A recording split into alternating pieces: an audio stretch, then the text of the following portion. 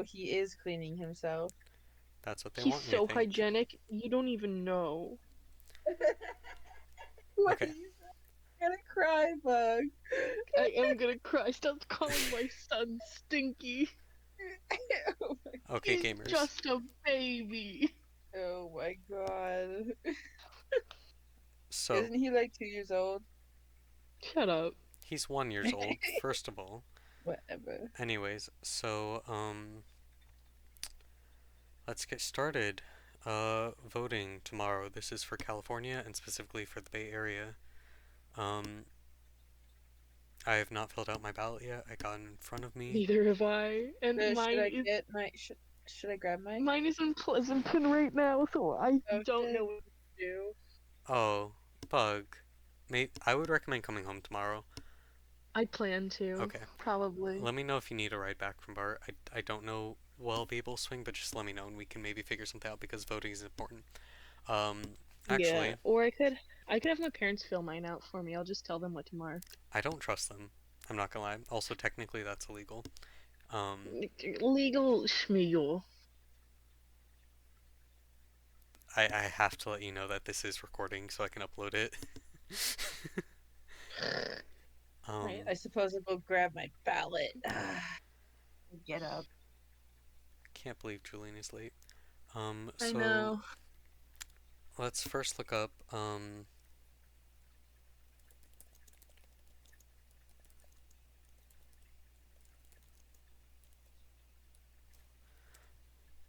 so, just so everyone knows,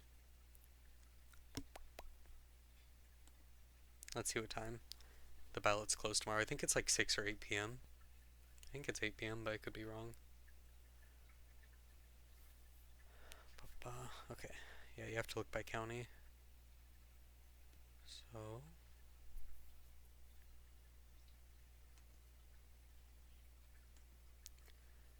can you guys see my screen? Oh wait, I'm not It's sharing 8. it on Discord. Okay,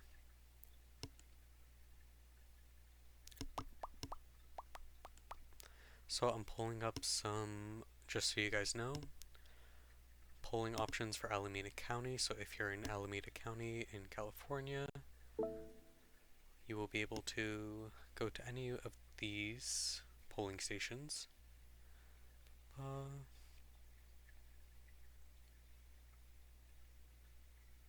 Okay, you're not telling me the hours.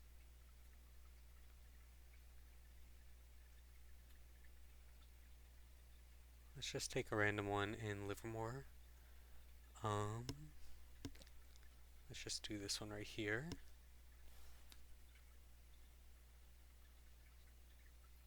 Okay, that's not. Tell me the hours. Oh, I see. Okay. Okay, so on election day, the voting centers will close at 8 p.m. So, yes, on election day, they'll go until 8 p.m. Every other day, it's until 5 p.m. So, they're closed for tonight. Tomorrow, they will reopen at 7 a.m. They will close at 8 p.m. So, there you go for that. Someone had a question about the CCLPD, whatever, Gabagoo, the Chabot Las Pasillas Community College District. So we are going to go there. Where was that? Was that under discussion board? Just so we get that out of the way.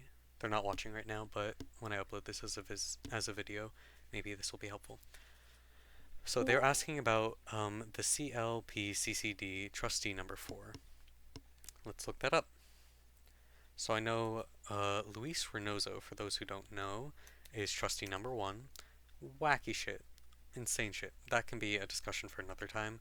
There have been multiple attempts to get him censored. I think the censorship actually went through, but then the recall and the vote of no confidence is the one that hasn't gone through yet. Um, but it looks like for someone, they're voting on the trustee number 4.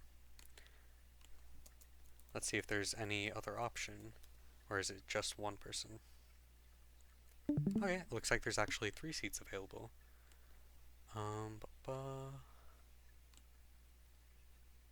Oh, hello. Welcome in. So,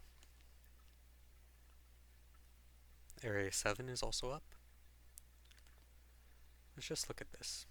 Okay, so College Board candidates in the Tri-Valley share top priorities. So let's start off really quick with why the College Board candidates are important. So basically, they oversee the set district which they are responsible for. So for the CLPCCD, that's the Chabot Las Pasillas School District Community College, um, and they'll decide things like program funding, contracts, if they're constructing a new building, for example, who gets awarded that. They might also be dealing with code of conduct issues, etc., etc. Um, yeah, enrollment, workforce preparedness. So the reason why this matters is because community colleges and colleges broadly are actually a major center for economic development and investment. Colleges have for a long time in America ceased to be primarily an educational institution and are primarily, I would argue, um, areas for investment, which is why you see a lot of the problems that we currently have at Cal State East Bay and CSUs broadly, where tuition is continuing to increase, other costs, including parking, is continuing to increase, while they are downsizing the departments, they are taking away classes. They, for example, for me, my capstone class next semester is no longer being offered. Um, so you're seeing guts to a lot of educational programs alongside increasing costs for students. We can get into that at a later date. For now, let's just keep it simple. Let's look at some of the candidates for the the Chabot Las Pasillas Community College District. So this is who we got right here. So it looks like there are 3 seats available, and this is coming from PleasantonWeekly.com. Sorry, I accidentally clicked on an ad. So for those who aren't looking at my screen, I can just read some off. Okay, so 3 seats on the Board of Trustees were due for election, but only one of those races will appear on the ballot. So that would be Area 4, which would be Joseph Griccar, and incumbent Maria Heredia. Could be butchering that. So this deals with voters in Castro Valley, East San Lorenzo, Sunol, and areas of Pleasanton. Okay, so it looks like the reason why the other 2 aren't on the ballot is because they are going uncontested. And guys, this is actually super common in local elections. A ton of seats are won because no one else is running against them. This happens in a lot of cases. It's happening in 2 positions here for our community college board trustees. And that would be Catherine Greer and Steve Lanza. I don't know much about either of those 2 candidates. They could be cool, they could be not cool. Okay, just reading some general stuff about these 2 candidates. What? Okay, there we go. So the one that we care about is going to be Area 4, because that's the only one on the ballot.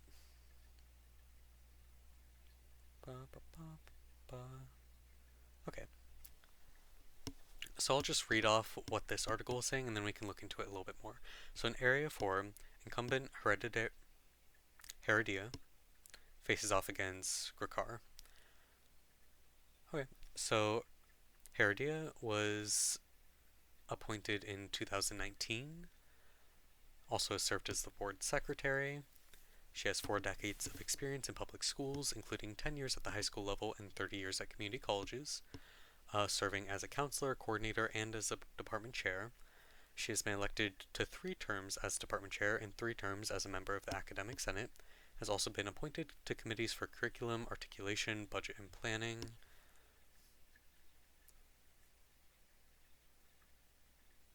She's also served in other community service positions, including voter registration drives, community and parent education associations, has a bachelor's degree in society and Spanish, a master's in school and career counseling, and completed the Excellent in Trusteeship program. Aims to continue setting policy for the district's path of stability and high achievement, addressing the needs of the diverse student population, advocating for funding to address those needs, boosting enrollment, and expanding career pathways.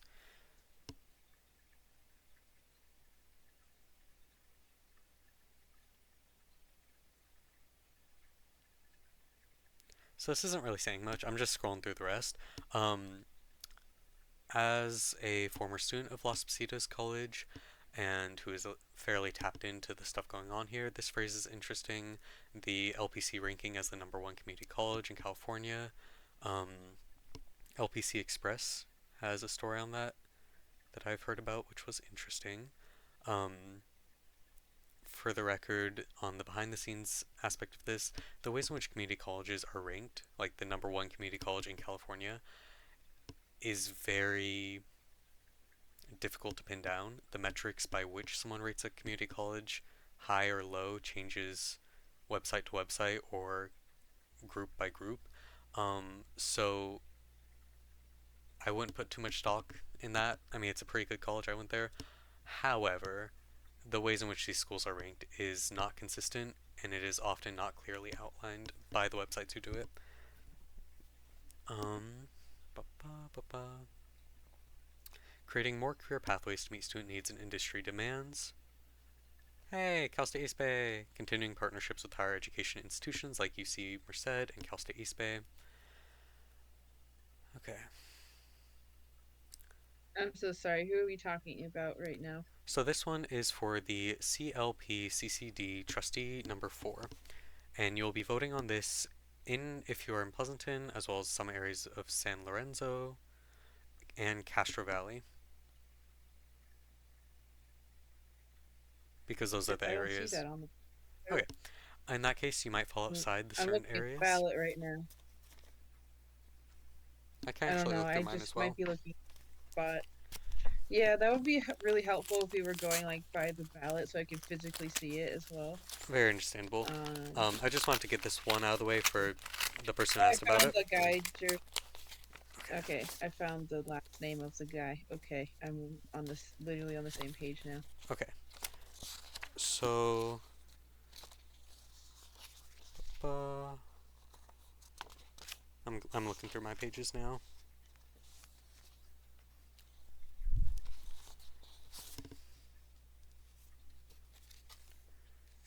Okay, yes. So, oh,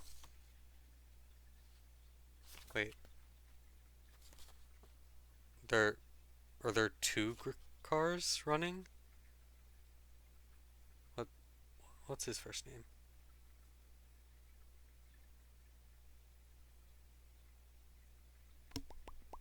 Wait, are there two? I thought he was running for multiple positions. Yeah. No, he's running for multiple positions. Um, he's also running for BART Director District 5, so we can look into that as well. Damn, this man's busy. Ba, ba, ba. Okay, there, yes. So, in certain areas, you will see this on your ballot. In certain areas, you will not. But, yeah, okay. So, the first section that we just read off didn't really tell us much. Basically, she's proud of the impression that I got from that. She's proud of the direction that Las Positas has gone in the past and is looking forward to expanding that, specifically in creating more career pathways, apprenticeship programs, and partnerships with higher education institutions. Um, seems to side more on trying to expand access to support the enrollment of underserved students, addressing the needs of the diverse student population, boosting enrollment. So nothing crazy, but generally on the progressive side. Whereas Gurkar,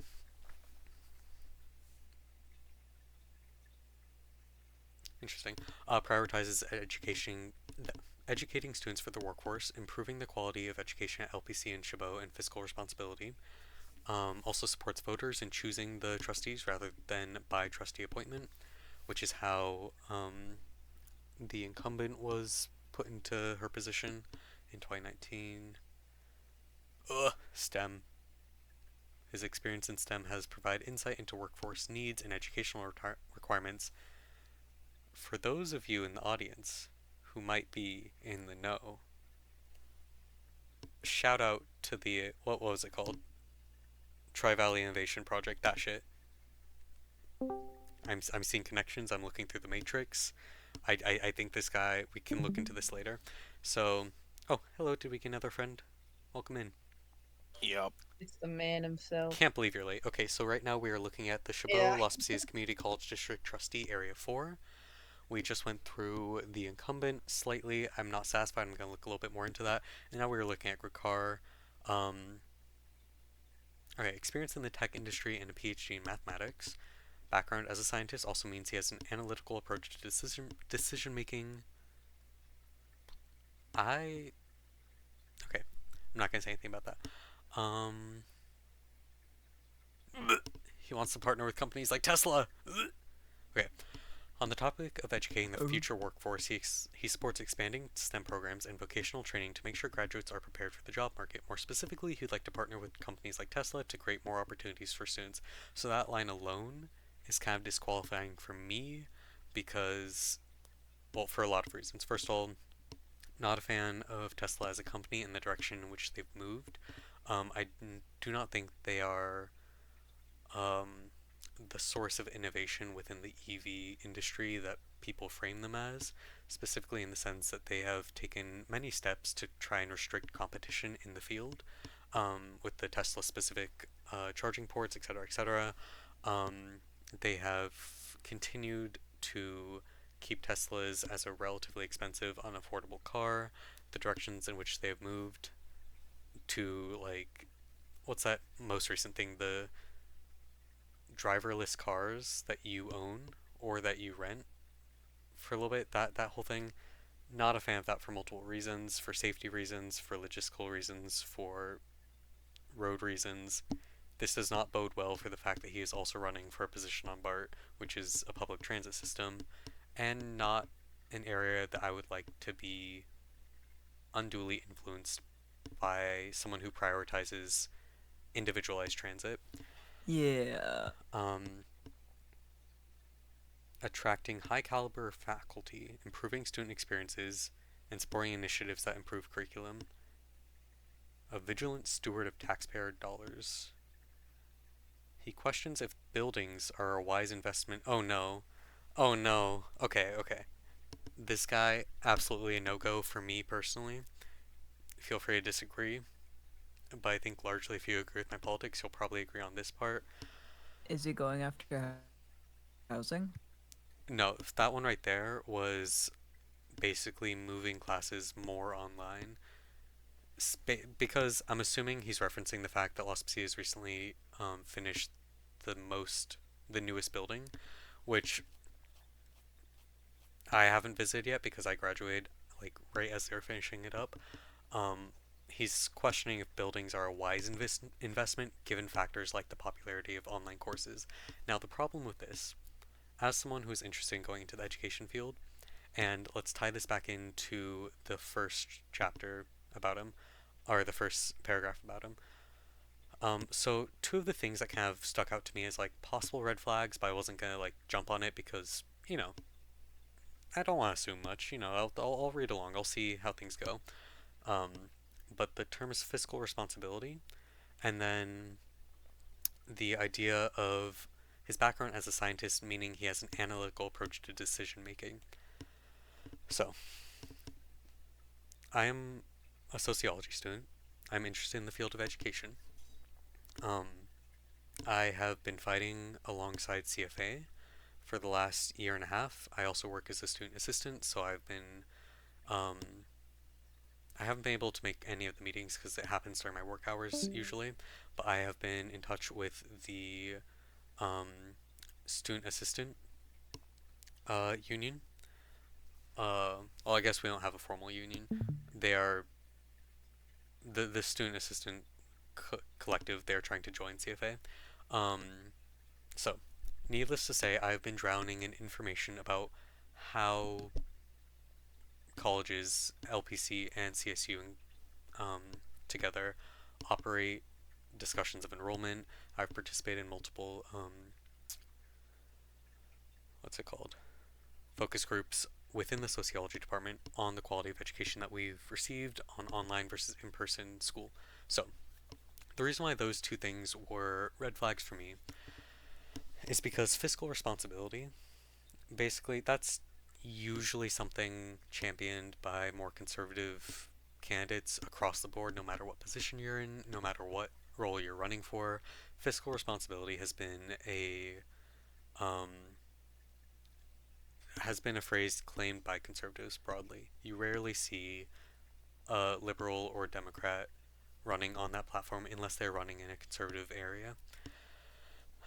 So that the reason why that was a slight red flag for me is because it indicates that he's looking at education through the lens of business and through the lens of personal finance rather than through the lens of you're operating a community college, which is funded by the government, at least in part, um, for the purpose of providing accessible education to the public. You're not run, ideally, originally, hopefully, these would not be run as primarily for profit. They do make money, um, in the sense that there is revenue generated from parking, from the bookstore, from you know agreements that they have with vendors on campus, etc., etc.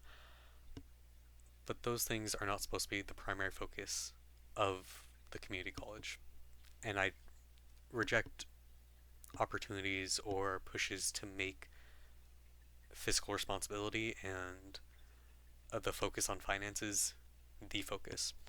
And the second thing, the analytical approach to decision making, the reason why this was a red flag is like that's a completely reasonable statement. I think we would all like analytical approaches to decision making. But again, it's one of those phrases when you pair it with the fact of a background as a scientist and then insights into workforce needs that kind of continues the idea of fixating on community colleges as the center for economic development rather than as a center for educational development. And when you the phrase analytical approach to decision making, in my opinion, basically doesn't mean anything beyond saying that you would like to reject approaches to decision making that are non analytical. Um, you can get into the weeds about like the philosophical what is an analytical approach to a certain thing. In general conversations, in general, discussions, I perceive that, and I think it's the underlying tone of that is meant to be things that are focused more on socio-cultural, perspectives, things that are focusing on undeserving students, etc., etc., are less analytical and more emotional. Um, and I have contentions with that. So this is me reading really into this shit. I could be wrong. This could be something that the Pleasanton Weekly uh, journalist phrase things, but this does says which he said will help him address. So, these are just two minute little things that I noticed that were like, the major one was companies like Tesla. So, because we have a lot to get through tonight, I'm just gonna say not support this guy. Um, if you guys are interested, I've also been uploading. Oh, one sec. Hello? Yeah? It's gonna be a couple hours. I know. I told you that'd be closer to like 9:30 or 10. Okay. Okay. We chillin'.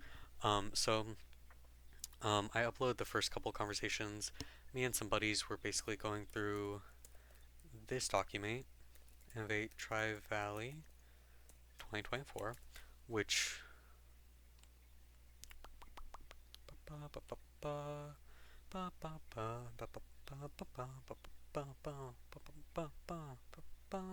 we don't have to get into. If you're interested, basically, it is a plan that was set out by business leaders, um, a couple community orgs, as well as Los Positas. That was one of the groups signed on.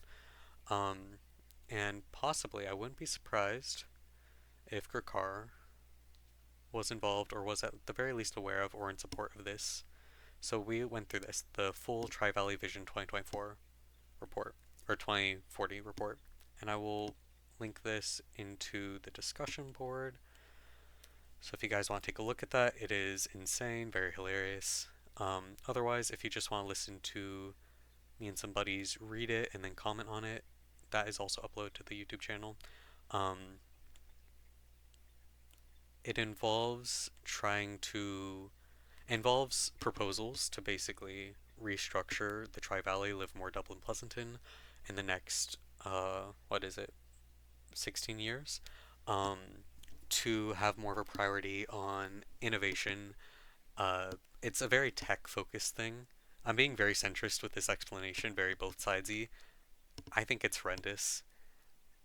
It's insane. The sociological analysis within it is very poor.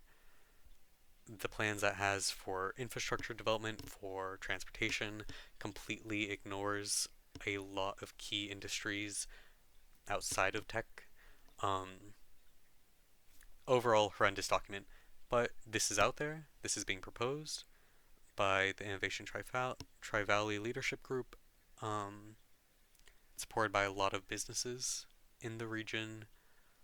So let's keep our eyes on this. And this is what kind of reminded me of it: the expanding of STEM programs and vocational training to make sure that graduates are prepared for the job market. So one of the things that the Innovate Tri-Valley 2040 report put forward is trying to strengthen and increase the ties between community colleges and uh, groups like the Livermore National Lab, which, for the rest of you who are also in the know, um, is key in weapons development and weapons manufacturing. Um, so if you're in opposition to the genocide going on in Palestine, the Livermore National Lab actually developed one of the bombs currently being dropped there. So there's been a lot of contention over divesting and getting rid of those ties. So the expansion of STEM programs would likely lean more towards increasing rather than decreasing support for groups like the Livermore National Lab who have ties in weapons manufacturing. Another issue that I take with this, the expansion of STEM programs and vocational training, is that this is what's happening at my current college. And the problem with that, for those who are outside of the STEM programs, is that that means your departments are downsizing, are being combined into other, um, what's it called? Other departments, like the ages department, for example, is anthropology, geography, environmental science. I think there's a subsection of classes that's about to join that department, despite previously being a part of a separate one or its own because they're downsizing, and basically their curriculum over the next 10 years is going to be consolidated into some other degrees. So, the fixation on STEM programs and vocational training, those things are good. I think we should have both. I think we should expand access to STEM programs and vocational training. I think we should also expand access to non-STEM programs, um, because in order to have a functional society, we need to have people in a wide range of careers who are highly educated. Uh, so let's take a quick vote. Do people want to learn more about the incumbent, or do we want to call it there?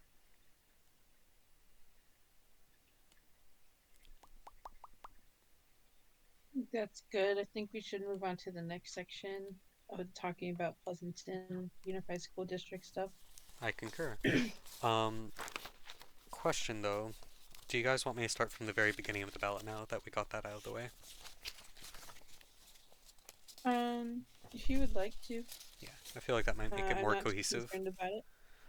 Okay, all right. Sure. Okay, so do you guys want me to make a Google Doc and take notes? Yeah, I might do that. Just so whoever's not here can How do you- I access mean, that. one of us could take notes since you're the one talking. That would be sick. Does anyone want to volunteer for that? I can. Yippee! Okay, so for the CLP CCD trustee number 4 race, I'm in support of the incumbent. I oppose the Gurkar. I'm sure we could look more into it and I could better develop my opinions. These are just kind of snap judgments um, based on the information that they've provided to the Pleasanton Weekly and based on my prior experience looking into some of these matters. Yeah, that's where I'm at. Okay, so starting Sorry, what was the title for the position again? CLPCCD Trustee Number 4. Okay, Okay, gotcha. so starting from the very beginning of the ballot, the first thing you will be voting on is President and Vice President. We could go into that. Do you guys want me to go into that?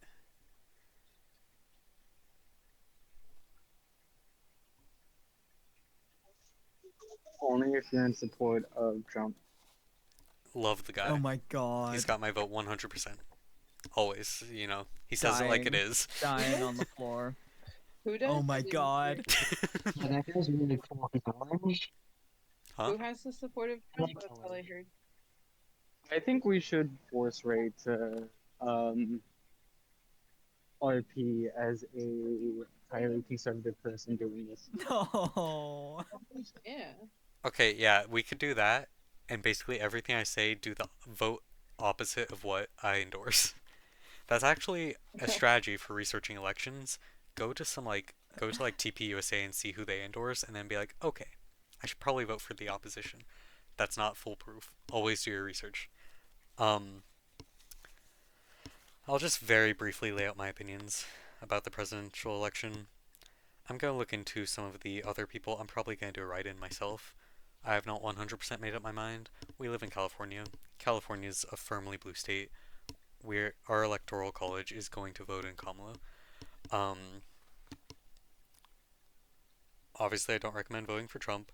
Jill Stein is on the ballot. She has more support than Chase Oliver, Robert F. Kennedy, and Claudia de la Cruz. Robert F. Kennedy dropped out of the race actually, but he's still on the ballot, so whatever.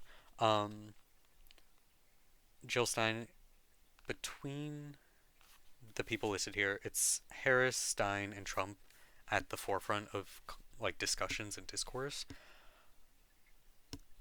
If you want to vote for the Green Party, I don't know. I'm not stopping you. It's just your vote. I don't care. I align with a lot of their platform, especially the way that they've approached Palestine. However, I don't know if you guys saw or heard about the discourse that happened after AOC came out, basically critiquing the Green Party. I watched her video. It was a live stream actually, but I watched the recording of that. I agree with what she was saying. Basically, her contention. I have to do more research into this, but her criticism of the Green Party is that they have been around. Jill Stein has run for office. I forget how many times.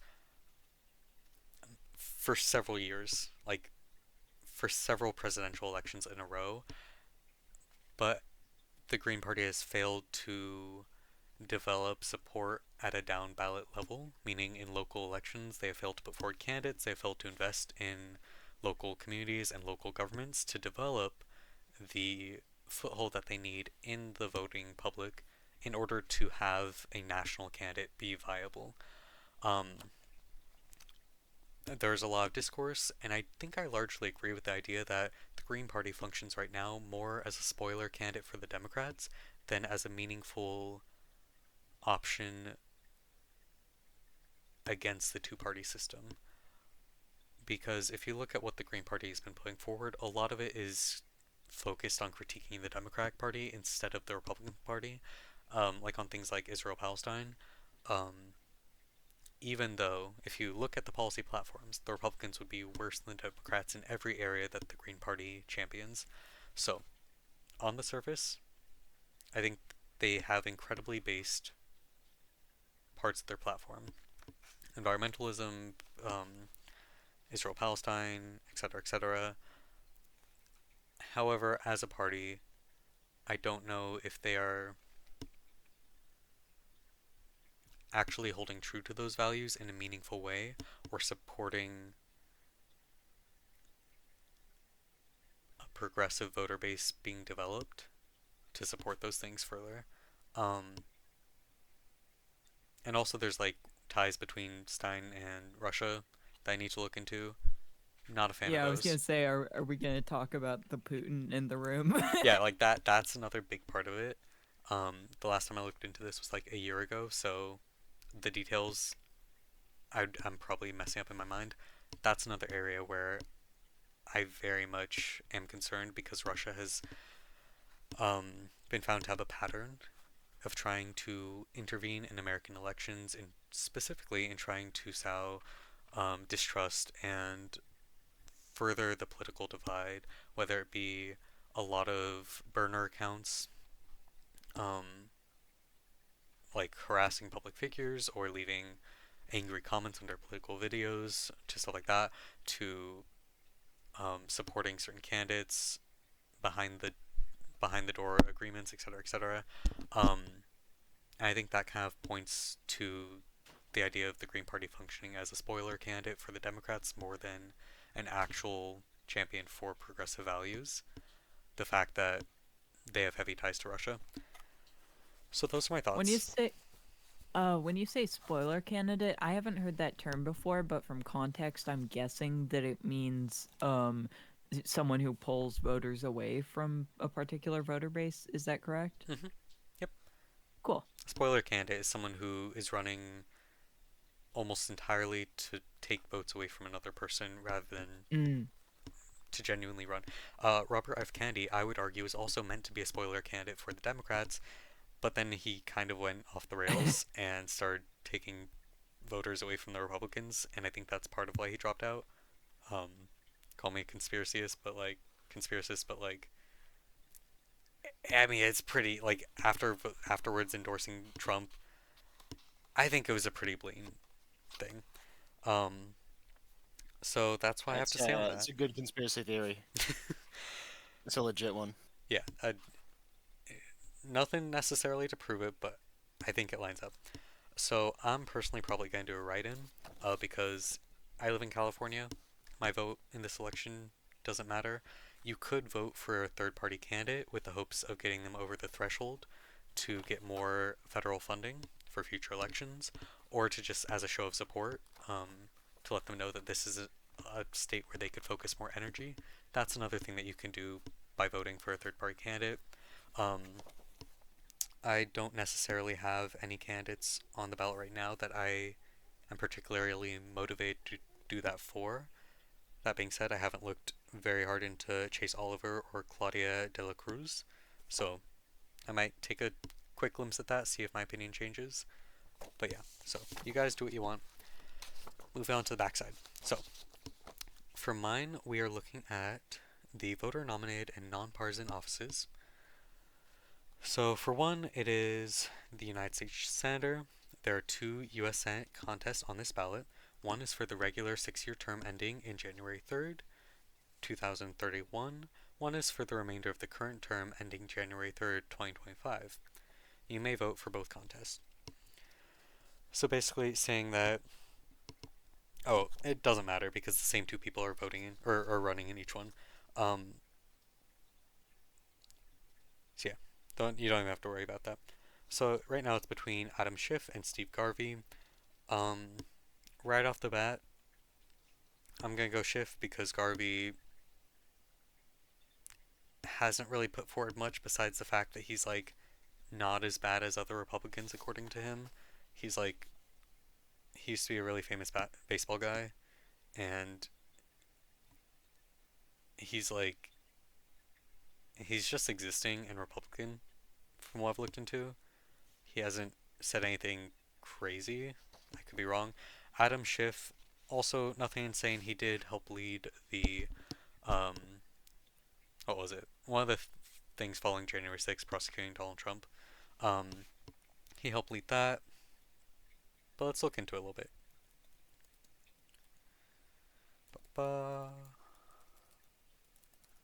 Let's just look into some of the stuff that he's done. Let's look at his voting record, for example. Let's look into that.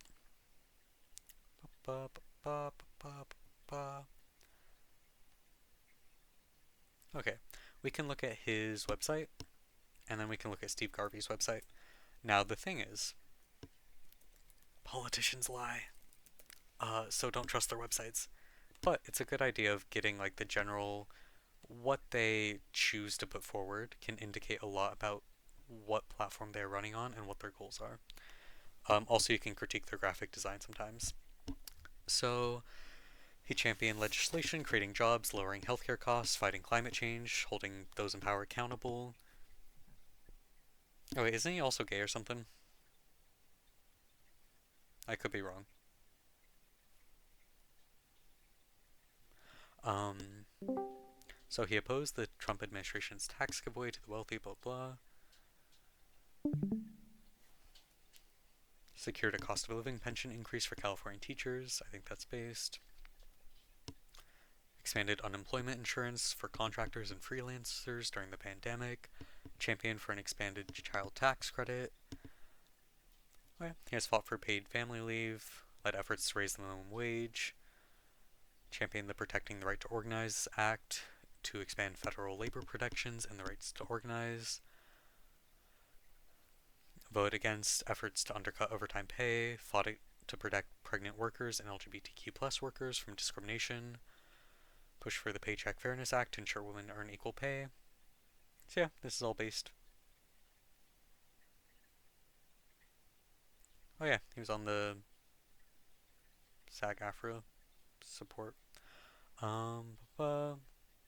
Believes everyone deserves a roof over their head.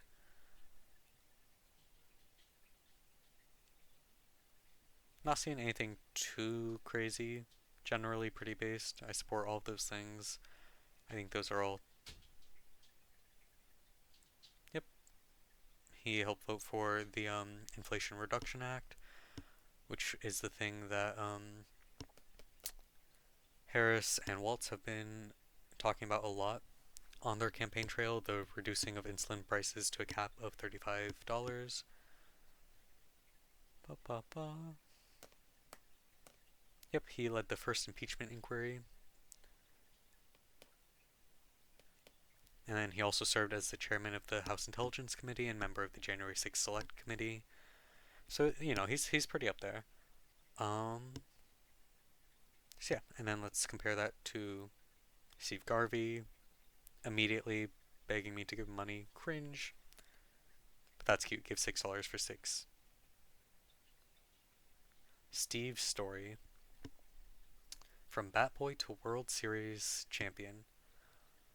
Unfortunately, I don't care about baseball. And I don't think that overlaps with the demands of a California senator very much. I do know that, like, he cheated on his wife and then his second wife or something. So that's wild. Oh. Yeah, he used to be like, his whole thing was being like the ideal of masculinity, like the family man, and then it came out that he cheated on his wife. Let me fact check that. I don't want to spread misinformation. I'm writing down cheated on two wives, but that's too non-specific, so I'm backspacing. Oh, talks about abuse. Cheated on his first and second wife. That's how you do it, people. Oh wait, Domestic abuse? it might have been. It's saying right here her own tale of an abusive father and being an emotional hostage in her marriage. Oh. Huh. Okay. So ex-wife. Yes, so they were a power couple with a perfect image in the media. Ba-ba. Trouble in Paradise. Create a massive stir. Oh, audio tapes. Oh. So audio tapes recorded by Pat. Who's that? I'm assuming that's a journalist. Oh, Pat. Yep, independent journalist Pat Jordan. Recorded by Pat during a conversation with Cindy, in which she expressed her discontent with the marriage and her desire for an affair.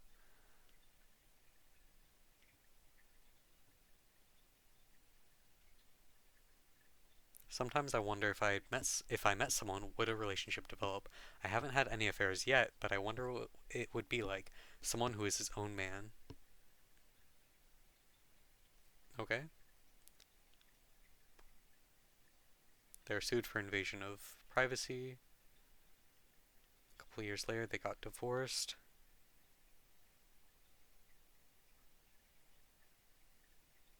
Okay, so she had been having an affair prior to the interview.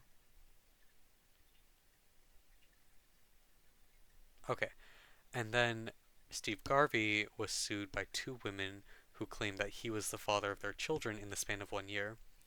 Um, okay, and this was after his divorce with Sydney.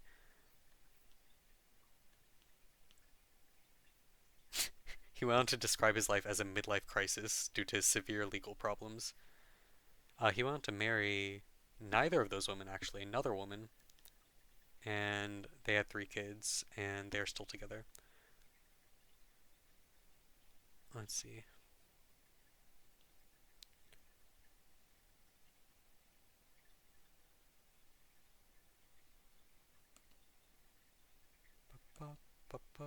Just gonna check the Wikipedia page real quick. Let's go into personal life.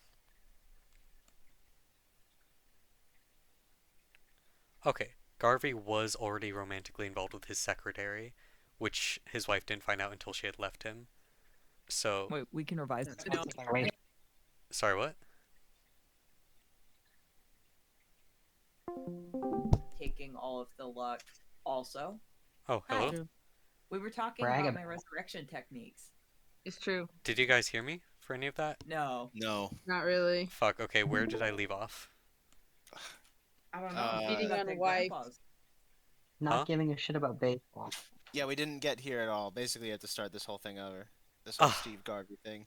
Oh, okay, I'll just summarize it. So basically, I just read through an entire article in the span of being out, saying that his wife Sydney was caught on tape being like, I haven't had an affair, but like sometimes I wonder what it would be like, and that caused a huge explosion. Oh, And then a couple years later, Wow. they got divorced. Um, Can I vote for her? Yeah. Yeah, Okay. let's vote for her. you can write her in. Alright. And her lesbian lover. It was actually with a guy. But then I'm like, okay. Oh, I read that shit. whole article, and I'm like, But okay, was let the me just guy check his lesbian? Wikipedia. So on his Wikipedia, um, wait a sec. Cynthia is a different name to Sydney. Okay, maybe what I just read was completely no. It said he was a star baseball player. Doesn't matter. So he had been cheating before they got divorced. He was involved with his secretary, but his wife didn't find out until after she had left them. She actually left him for another composer. Damn. She left him for a composer. He was already cheating. Wait, Then- he's a composer. Oh shit. No, he's just a baseball player. So Oh, okay. he was married to one woman. He started cheating on her. She didn't know. She left him for another man. Mhm. After the divorce, or after she left him, she found out he was cheating. Then they got divorced. Couple years later, he was sued by two women. That's another thing that I read in the other article, claiming that he was the father of their children. Looks like at least one of them is Oh, confirmed shit. here. Despite that, he proposed to a different woman. Oh my god. While proposing to the other woman, he told her about the woman who he had gotten pregnant. And then she learned that she was pregnant. So, that's crazy. Oh no. Wow. And then he broke their engagement after getting her pregnant. Oh my god, messy bitch. That's rude as fuck. Shit. That's insane. Okay, and then this was quoted in the other article too. He said he was in the midst of what he termed a midlife disaster, which is crazy. Wow. He sued his ex-wife. You know what Oh what I my have to God. say to that? Huh. True. It didn't come through, but I'm doing sad trombone on my harmonica. Okay. It's kind He's- of crazy how like eerily similar this is to Julian's life. It's crazy. Alright. Do you have a secret life you didn't tell us about? Okay. I guess, So- all those divorces I've been through, Yeah. Okay. All those times I've divorced my wife and Bastard cheated on them. children. Damn, it's not working. So, he was having a midlife disaster. Then he sued his ex-wife for access to his children. His daughters testified in court that they didn't want to see him, but psychiatrists said they were exhibiting parental alienation syndrome. The fuck is that? Is that a real thing? Yeah, it's basically in family court. I'm not an expert by any means, but my understanding is that in family court, something can happen, particularly when parents are separated, when a kid is young or still a child, where because they are no longer living in the same household, and potentially because the parent who they are living with is saying bad things about the other parent, the children can be Oh, yeah. unduly influenced to dislike the Yep. parent who left, even though they pose no harm to the child. That's basically my understanding of it. We could look into it, but Yep. No, yeah, I'm through familiar. manipulation by the other parent. Um, okay, anyway, so he's a messy bitch. Um, I'm just gonna. We could look more into this. I'm not a fan of him from the ads I've seen and from the information I have so far. So I think I'm just gonna vote to support Shift. I think Shift I is mean, I much think all we've like it doesn't. It does he have? I mean, literally sounds to me like he Is doesn't. he qualified at all? The other guy, the guy with the divorce. he's been a businessman. Let's see. I don't think he's let's see. Oh, businessman, fancy. Sorry, I hate businessmen. No, Class same. enemy? Class enemy alert? Yeah, yeah. I mean, it seems to me at the very least he does not like women or their productive rights. I can infer. Yeah. So yeah. Okay, so yeah, no, it seems like this is the first time he's run for office, kind of out of nowhere. This is to replace Dianne Feinstein. Good riddance, in my opinion. Um, Wait, so first time he's run for office, running for senator right off the bat. oh, he called Yeah, college that's kind of students. weird. He He called voted for call. Donald Trump He in called college 2016, students 2020, and terrorists. 2024. Okay, yeah, he encouraged law enforcement to Oh. take action against the anti-war protesters. So yeah, no, lost my vote there, man. Holy shit. Um, yeah, Wow. he does support Donald Trump, and he has made statements. Again, last time I looked into this man was a couple months ago, basically criticizing Schiff for um, supporting the impeachment and other stuff. Let's look at Steve's vision. Oh, that's a cool graphic. You know, say what you will, you got a good graphic designer. That's fun. Again, don't know what baseball has to do with running for Senate, but whatever. Okay, yeah. Secure the border, increase border patrol, support stay in Mexico policy, end catch and release, cost of living, fight rising costs, Make Bitches crime. always be making statements. streamline regulation, I mean, I address. feel like the Border one security. hates women, and two, he supports Okay, okay. I'm gonna be No, so I for want to real. well, see his I'm very border badly. policy. If Ray, if you you- can hear me, I I want to mean, see his border I policy did real also quick. write no. Wait, guys. Hold up. Loggers, which is Oh good. yeah, that Hold up. that Okay, you sums hear it me? up. Can you Yeah. guys hear me? Yeah. Okay. You want to Yes, look now at we can. border. Yes. You want to look at border security. What's up? Yeah, I'm done now. I just looked at it. I just wanted to make sure he's like, your standard Republican. I think this guy is just the Republican they're throwing in. Yeah, no, he's think literally I- just a Republican. Like nothing special, nothing crazy. He's not even trying to appeal to the voters. Um, Also, can I say these are the same thing? Fight rising costs, address soaring costs. Those are the same statements, sir. Streamline regulations, cut regulations. Those are the same statements, sir. You emphasize free market solution, control spending, reduce unnecessary mandates. So he wants to like gut worker protections and Bro is reaching. for consumer words. protections. Yes, he's Uh-oh. a standard Republican. Homelessness. Oh. Oh my god. If you are Kill them! Kill them! Oh, Kill shit. them! if you are embarrassed by the state and federal government's failure to address the heartbreaking and endless plight of the homeless, if you are embarrassed, okay, wow. Oh my god. Fascinating. Interesting choice of words. Yep. If you are frightened Well, by what did it? What? if you are frightened Okay, by hold- the brazen crime that runs rampant through our cities because of those who turn their Oh my backs on the God. police, then come join our campaign. Oh, He's in That's support of good, Prop actually. 36. Yes. Give Guys, more do it, money we to the have police. Do it. Give We have more More money to the police. Julian, Yes, we have to please. back the blue. Julian, we have to. Listen, I you have to know. back I the blue, know. Julian. There's Blind rampant crime. justice. I love blind justice. The American police system is the 6th largest military in the world, but we need more money for them. You don't More, Julian, understand. more. The cities have turned their backs on the police. They are getting nothing. Those poor guys, they can barely afford lunch these days. Those poor police officers. How are they gonna get their next upgrade of equipment? How are they gonna How are they afford gonna get their this third done? tank of 2025? They're supposed to crack open the skulls of drug dealers with these batons? Exactly. Oh my God, God, who even cares it's so about our police silly 'cause anymore?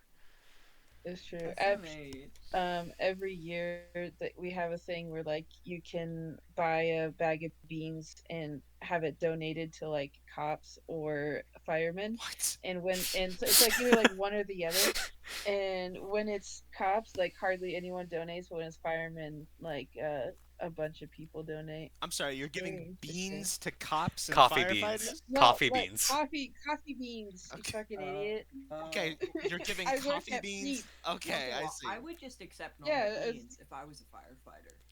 I would It's be like, true. oh fuck yeah, beans, love those. I Kidney think beans? Hell guys, yeah. we should begin a philanthropic organization. Yes, dedicated fund. towards mailing loose beans to our local cops so that we can support them in their Yes. attempts to fuel themselves to protect our cities.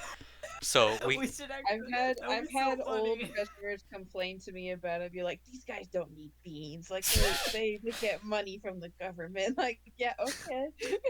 What kind of beans? What kind of beans? I'm Coffee thinking beans. okay, Goddamn. here's the No, I thing. mean Look like, at a coffee. should we mail? What's the cheapest bean? Okay, guys, we can get to this another time when it's not being recorded. Okay. Say what you will, I do really like the way that he organized this. That's the best I can say. I think organizing it in this way where it focuses on an Oh, issue, sorry. Is it a crime to mail beans? Covered things up in a potentially. box. Let's not worry about that though. So, I disagree with all of his policy takes so far.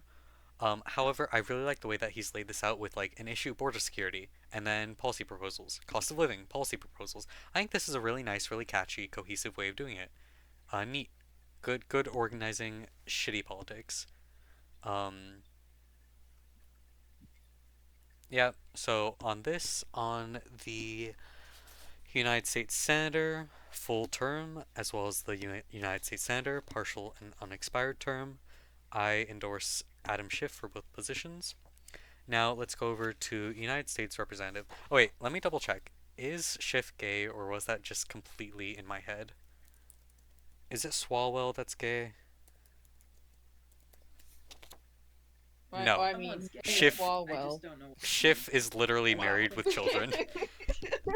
Not only that, but he met his wife on a tennis court. Who? A wife. I like the name Alright. of Jim Shoemaker a lot. It sounds like a solid guy. I'm not gonna lie, same. What? That's one of those like classic names where it's like I know your roots go way back. It's so true. To the very beginnings of Europe. Yes. One day my daddy bought a shoemaker factory. I was appreciating his name on the ballot as well. Okay, so I don't think Swalwell is gay at all, but I found an article from theadvocate.com Yes. saying man claiming to be The mayor gay. thought it fit to give him a last name. True. I found this article saying that man claiming to be gay violently threatens Rep. Eric Swalwell, which is such a fascinating article title. What do you Amy, mean What was claiming I to be gonna gay? write down? So for United States Senator, the full and partial term, I endorse Adam Schiff in both.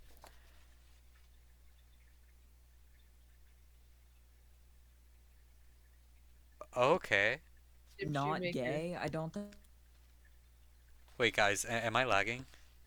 Station? Oh. Hello? Can you guys hear me? Damn. Now we Yes. Okay, am I lagging? Yes. Oh. Ah. God hates me. Okay. I'm just gonna close all of these for fun. Let's hope that maybe improves it. Let me also close out of like a bunch of these tabs. So, An assault What do rifle. you, Well, what nah, do now you it want me to doesn't work write again. Oh, right now? I okay, was looking at Steve Garvey. so Oh, I see. this is just crazy. Said he is a gay man, but he doesn't take it up the ass. He gives it. Used the F slur many times. It's not the first Mentioned time the he has guns and wants to fuck Democrat him up. LGBT allies. Okay,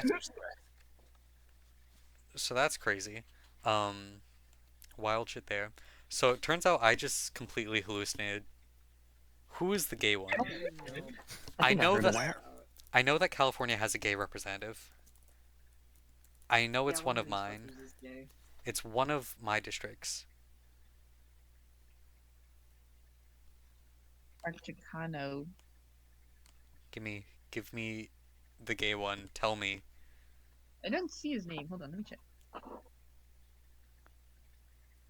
Why you wanna know why Wait. they're gay so or if who's gay so bad, huh? Just because it's Important to personally know. bothering me.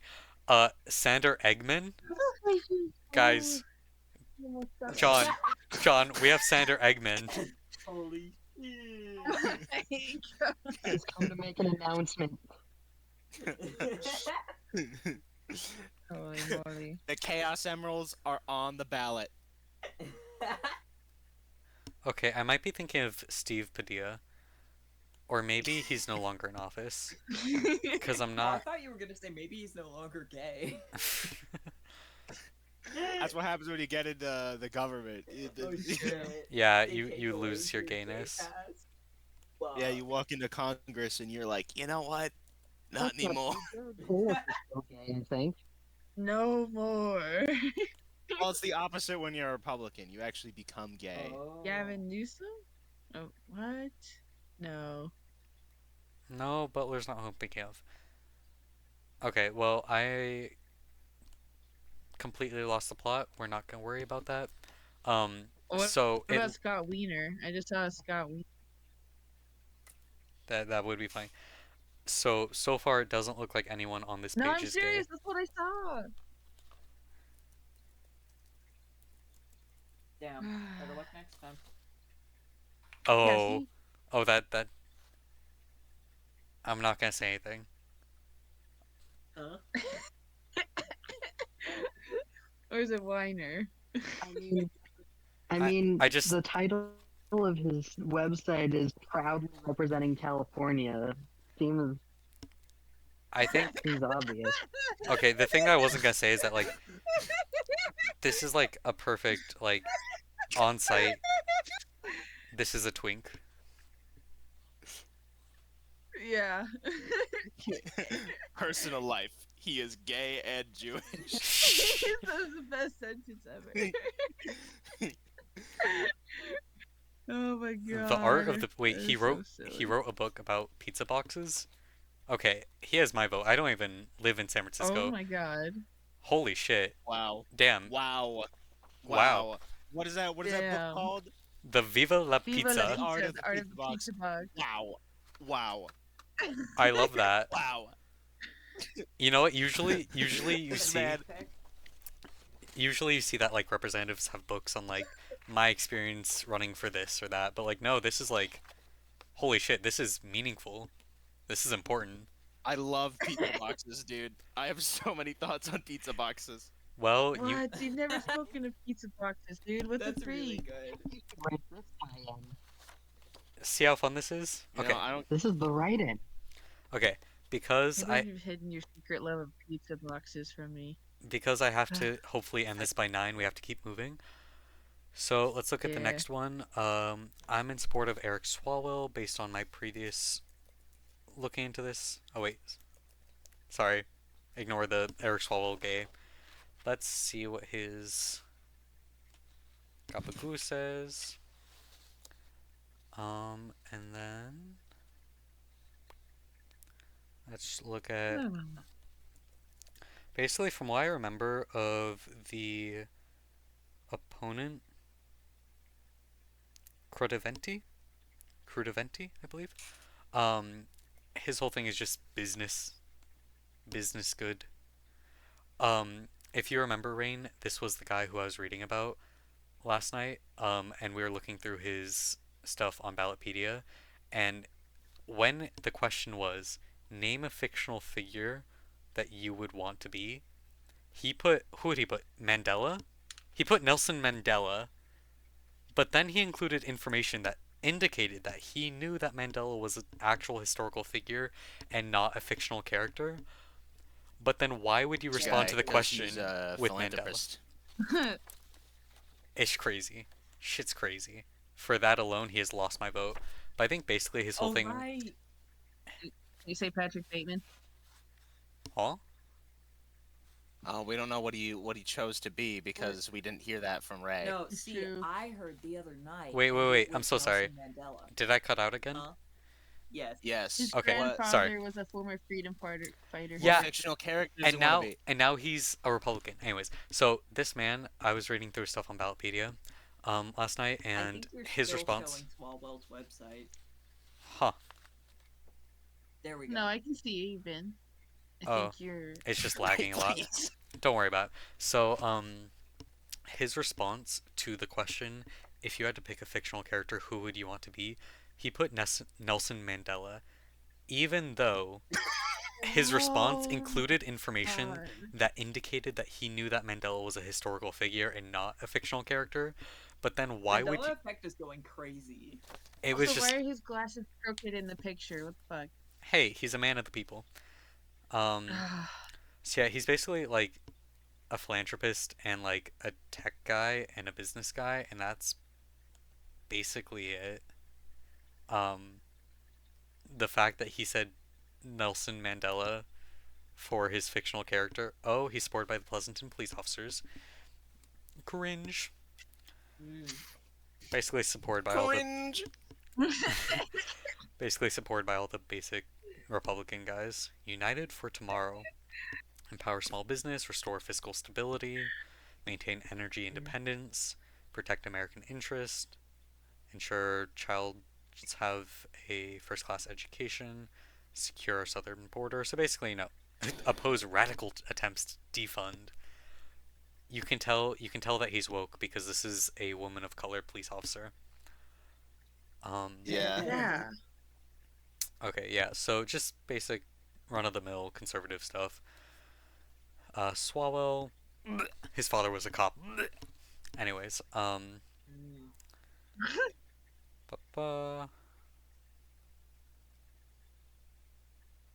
see. Helping you, was it issues? Would it be?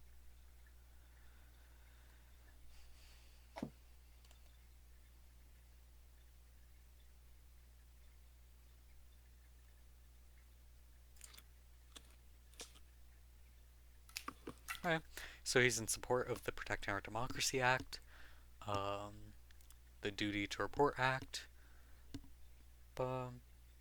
which was an act that would require candidates, their families, and their campaigns to inform the FBI of any attempts by a foreign power to provide dirt on a candidate's opponent. So that's important. The Corporate Duty to Report Act, enhancing protections for whistleblower and anonymity act, for the People Act, which would make it easier to vote by implementing automatic voter registration, requiring early voting, vote by mail, reauthorizing the Voting Rights Act of 1965, blah, requiring all political organizations to disclose large donors, and revamping the Federal Election Commission to ensure that there's a cop on the campaign finance beat. Okay, whatever.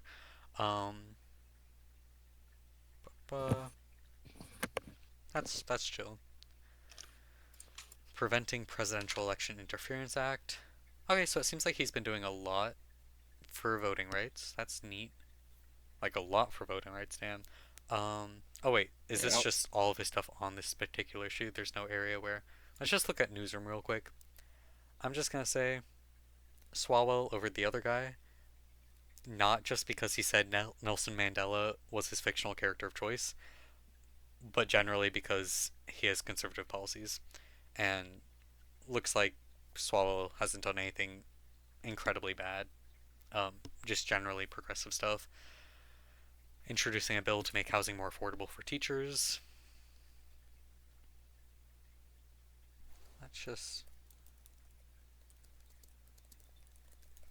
let's look up something wacky here. Let's see what his position is on Palestine. Okay, looks like. Okay, let's just go here. EastBayEcho.com. I'm not familiar with this site, so I don't know how. Let's just take a real look.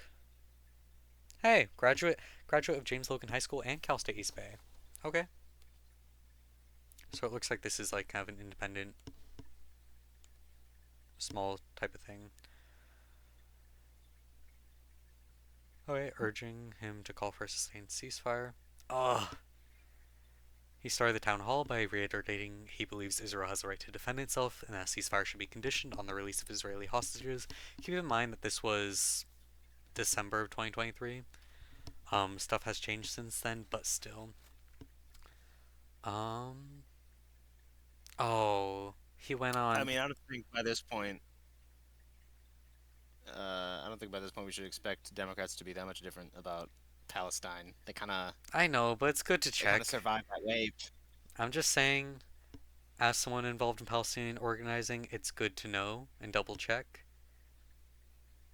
who's on the list of people to gently, very politely, very respectfully, very legally, very gently, very kindly encourage very gently to maybe reconsider.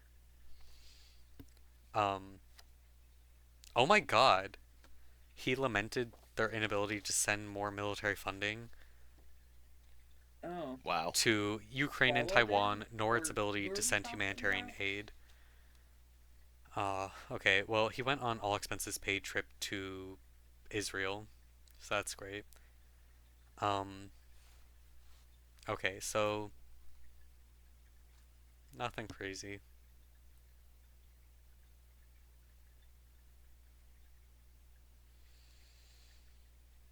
It looks like not much has been happening since December of 2023. So I'm just saying, something to focus on. Because if I'm voting him in for this election, you know, it is up to the constituency to hold their representatives responsible. Okay, let's move on to the next one. So, for United States Representative of the 14th Jim Shoemaker. hold on. We haven't gotten there yet. So, for the United I'm States sorry. Rep of the 14th Congressional District, I endorse Eric Swalwell. Caveat, not good on Palestine. Someone to focus on encouraging to reconsider as they move forward. Also, the trip to Israel is a little bit of a red flag for me. Okay, so moving on to the 5th State Senate District, we are looking at Shoemaker versus McNerney. Shoemaker, unfortunately, is a Republican, so that doesn't bode well. Yeah.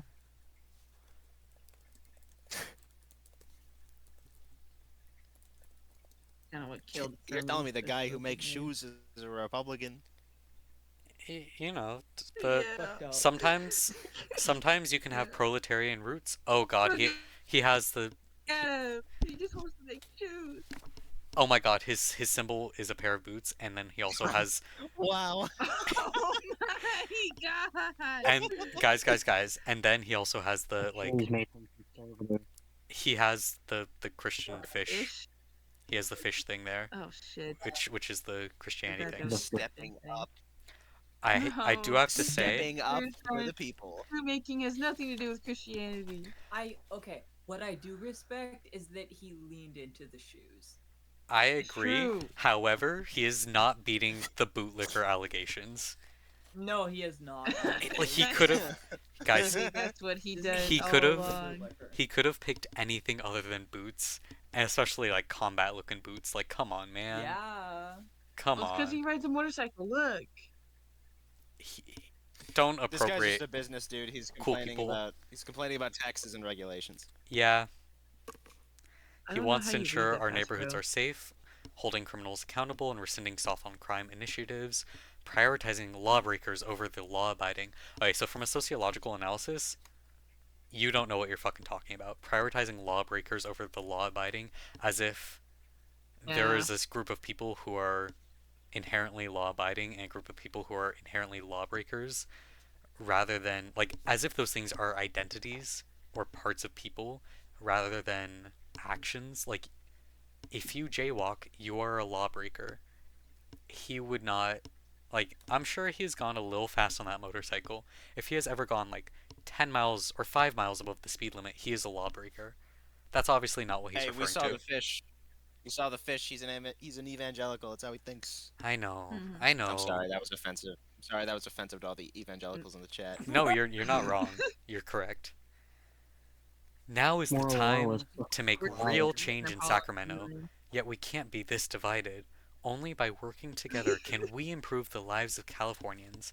I look forward to partnering with you to reform our dysfunctional state government and make California a better place for all our families. God Oh my bless. Jim. fuck you. Oh my god. I don't like Jim Shoemaker anymore. Go back to making shoes, idiot.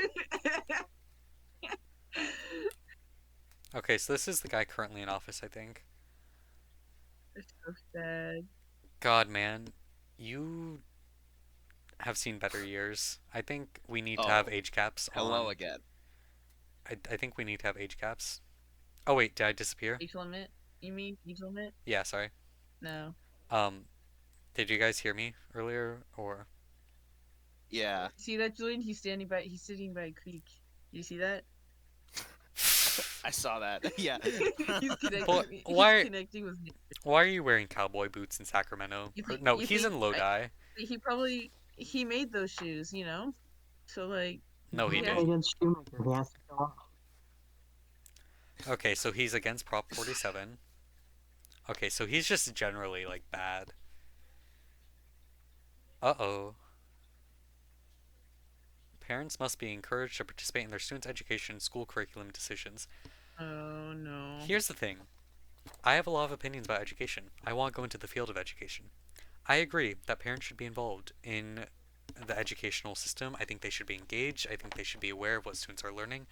However, when a Republican Interesting. says that parents should be encouraged to participate in their school curriculum decisions, what they mean, the subtext of that, based on their record of what initiatives they've put forward in like school boards across the country, what they mean by that, how that manifests for Republicans, is the don't say gay bans, is the restricting what books are in the libraries, is basically pulling children out of sex ed, is banning schools from teaching evolution, stuff like that. That's what they mean by parents getting involved. Here's the thing. I, as someone who wants to go into education, understand the importance of having families and communities involved in education as a process because I don't. Okay, call me an anarchist. Yeah. I am not a big fan of our current education system, the top down structure, or the way that it's segmented and fragmented and disconnected from the communities in which they're based in a lot of cases. I think in order, like, a good education should prepare But you. Ray, what if we were on top of it? What if we were on top of the structure? Wouldn't that be awesome? On Oh top. my god. Sorry, what? If No! if we were on top, I would jump and I would take you with me. That's fair. And Um, I would take a video of this still. anyways, so it's important for students to be learning lessons that connect to and reflect the communities from which they are based in. Um, we can go into that in more in depth and what exactly I mean by that at a later date. The problem is the average parent in America doesn't know shit about school curriculum. They have no they don't have the education necessary to understand, for example, the developmental stages of learning and why you teach certain things at certain ages, about the degrees to which sex ed can be presented in age friendly ways at every stage of that development. You can explain elements of sexual education to a toddler in an age appropriate way. That begins the for example, the way that you would do that for a toddler is basically teaching consent, teaching if you don't want to be hugged, you can say no, and the person is supposed to stop doing it. If someone else says no, to you doing something, you're supposed to stop it, and then you practice. The way you integrate it into a toddler's education is through play. You do playful things like a common one is a tickle fight. You tickle, tickle, tickle, and then when the kid says stop, you stop, and you put your hands down. Like there are a lot of different ways that you can teach a kid in a fun, engaging, child-friendly way about bodily autonomy, and research shows that when you don't do that, when you don't um, expand sexual education for children, there is an increase in um, child sexual abuse and the length to which it goes on, because having the language to describe what's happening to you is what sexual education provides children. If you don't know the difference between another thing that's very common, like in sex ed for toddlers, is the difference between um, good secrets and bad secrets. Good secrets would be like a surprise where maybe you're getting them a toy for Christmas, but you're going to hide it until Christmas. And the distinction is they're going to find out.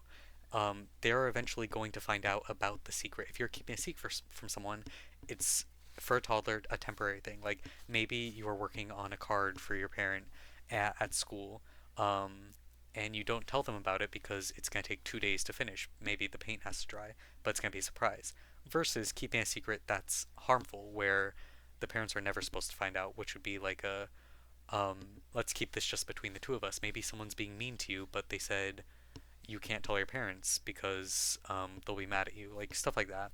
Um, if kids don't have that early developmental, start to understanding that they have, autonomy over their own body and that they can establish and understand boundaries, that sets them up for being basically an easier target for sexual violence in the future. Um, Unless you give kids language to describe what's happening to them, they will not be able to describe it. Um, okay, I'm very passionate about education. Um, when a conservative says that parents should have participation in school curriculum decisions, they don't mean get parents involved and aware of these things. They mean let's ignore teachers and let's ignore psychologists and sociologists and early childhood development specialists in favor of parents, because parents have some sacred, control over their child because they happen to be the parents of the child. That's not how I look at education. I look at education as a more necessary for society communal thing. A lot of people approach education from a Republican standpoint as a individual betterment thing, which falls under the purview of individual parents controlling their child, or their children being property or reflections or extensions of their parents, rather than part of the future. Like the way I approach children and educating kids is that this is the future of society. If we want to have a good society in 30 years, we need to have good education now for the betterment of everyone. It doesn't mean like that each child that you're facing is an extension or reflection of their parents. Okay, we're not going to go into that.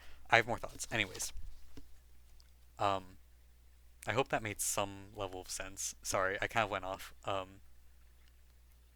have opinions. No, that was good. So yes, use of our education system as a social engineering experience instead of teaching students the fundamentals needed for success. Ooh, do I hate that? Okay. So, let's look at McNerney. We deserve leaders who stand up for our children's future, a future with better healthcare, a better environment, and better opportunities for education and job creation right here in District 5. You can trust me to keep working for you in Sacramento. Protecting water. Okay. Building a stronger, greener economy.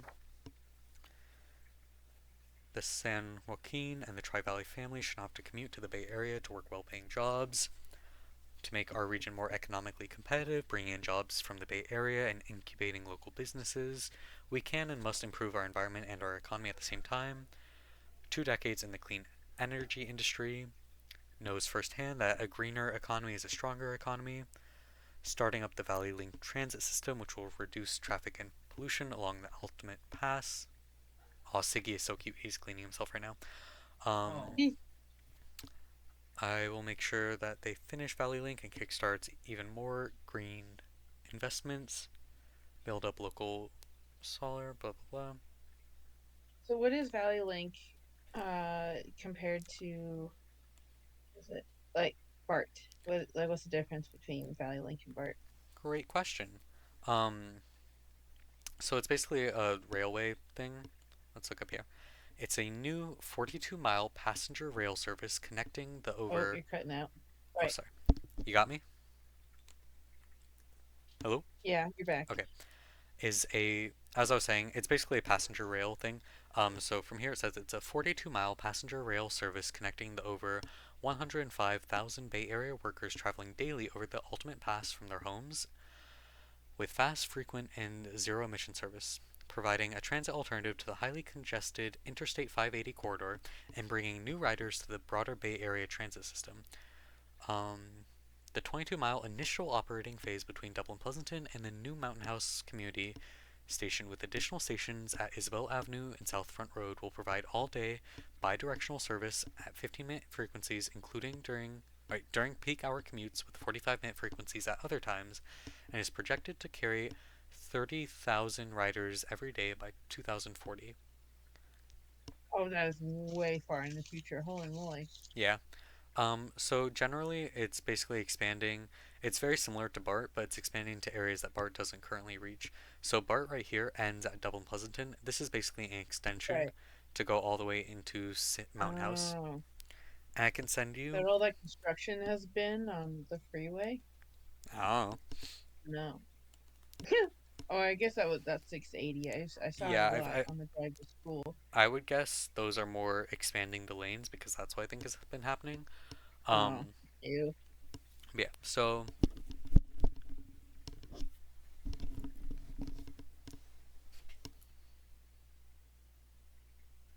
I would have to look into the environmental consequences. However, overall, I'm a big fan of public transit over Yeah, individualized transit. So like, yeah, seems good. yeah, I agree. One that could operate on its own, created renewable energy. Okay, Oh, maximizing it. But every single development project is going to say that they support environmental, you know, protections. I think it would be cool if if they like remodeled BART to be renewable energy as well. I think that would be almost more productive. Hmm? But anywho, I spicy take. I think we need to nationalize our transit stuff like entirely so long ago yes. Well, yeah, but because like I was just thinking about the green part of it. But yeah. yeah, um, build more We're so housing. agreeing on this, right? You don't even know. Build more housing and expand programs for the most vulnerable members. Blah blah. We need to protect people from falling into poverty in the first place. Okay. Multifamily home construction. Nothing crazy. Um, supported by the East Bay Young Democrats, Planned Parenthood, environmental voters. Uh, Hey, hey, he's supported by CFA. Okay, got my vote.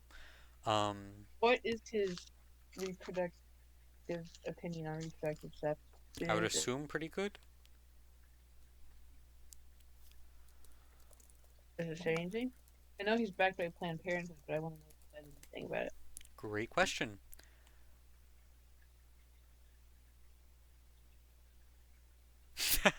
Okay, so we can look at the Pro Life America site, um, which cites him as saying he has consistently voted. Wait, where'd it go?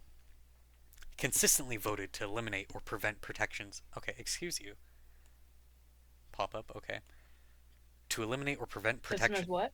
Huh? Oh Oh man. man.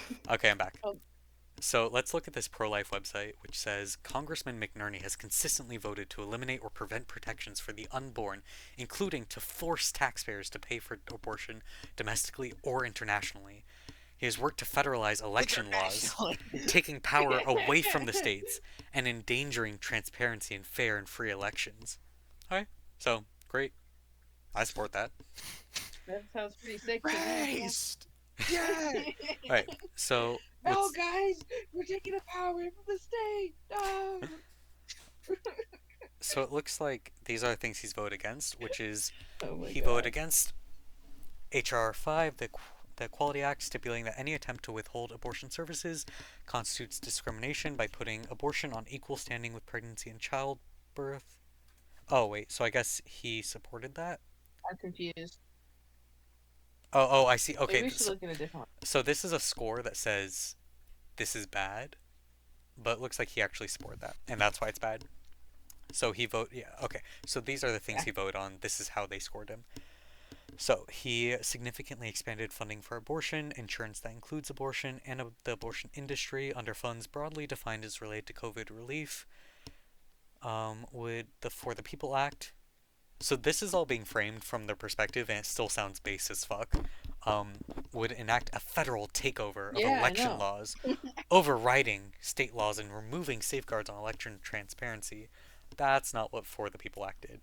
Um, Uh, would significantly okay. expand funding for abortion, insurance that includes abortion, blah blah.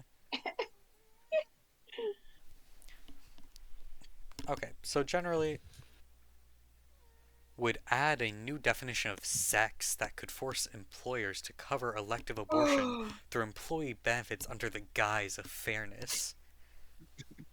Oh shit. Wow. This spending bill How would eliminates you decades worth redefine of sex, pro life William? protections, including the Helms Amendment, which prohibits funding for abortions overseas. Based. Okay. I'm surprised the conservative movement has lasted this long, if I'm Yeah. being honest. How are Yeah. they so Yeah, cringe so they're often? hanging on. I like at the top of the They're Susan B. Russia Anthony. backing them up, bro. I like at the top of this it says pregnant question Yeah. mark. Let's What? find out.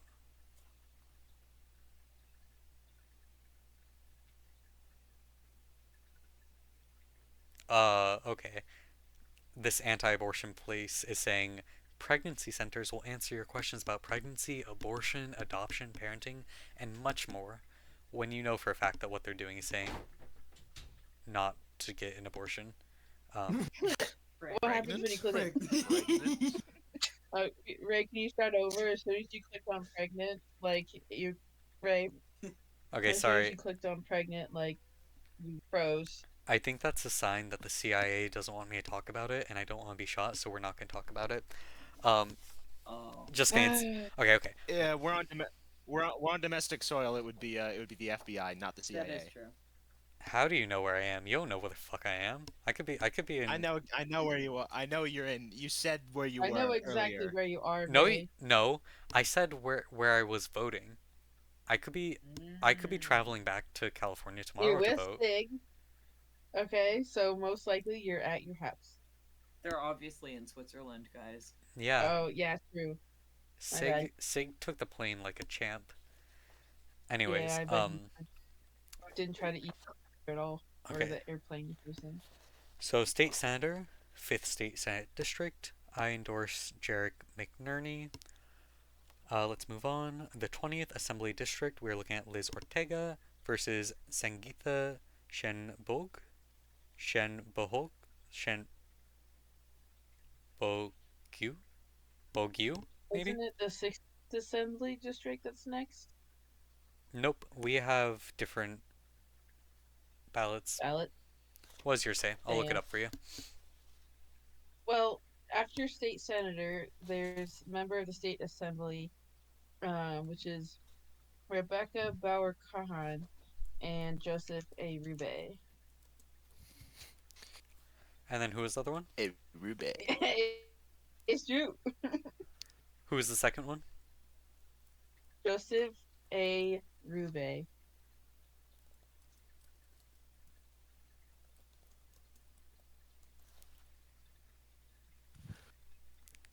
Oh, that's a cute picture. And there, That's a very candid, it's true. nice little in my backyard. However, he is a Republican, It's so for the 16th Assembly District. okay. So I do remember last time I vote for Bauer Kahan, I think, or at least I supported her. Um, proudly representing since 2018. Celebrates productive legislation with 15 bills, blah blah. Addressing critical issues ranging from increasing water theft penalties to protecting reproductive rights, ensuring consumer privacy, and advancing AI regulations. Okay, so it seems like she's been fairly productive. Let's see. About newsroom.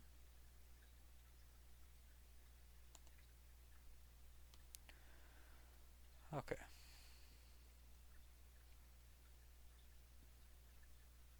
Let's go back. We could just look at the biography for now, or we could go to the actual. Okay, on the issues, let's go.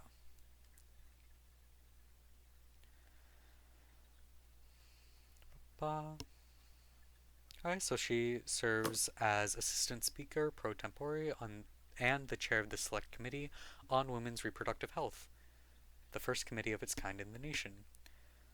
Focused on issues that reflect our community's values. That's vague. Yeah. Introducing bills or passed pieces of legislation, including bills strengthening gun safety, protecting victims of sexual exploitation, providing better access to healthcare, streamlining government service, improving the environment, and more. I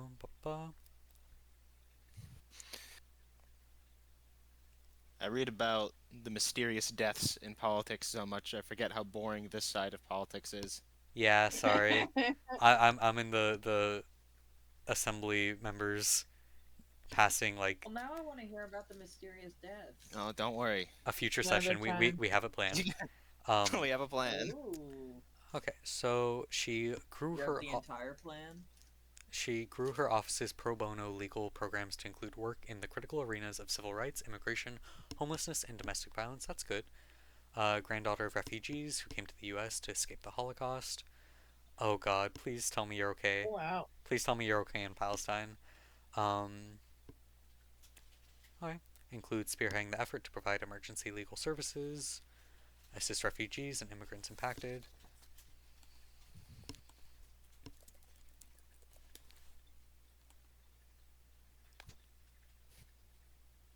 Okay, I've refrained from posting much on the war because it's hard to sum up my complicated feelings. Okay, so she's a centrist. She's a centrist on this issue. Fun. Okay, I'm not. That's the best you can get. No, it's not. I demand better. You could demand all you want. It won't change anything. Maybe for you it won't. Ugh. I have ways. I have methods. Okay, alright. Can't seduce every politician, Ray.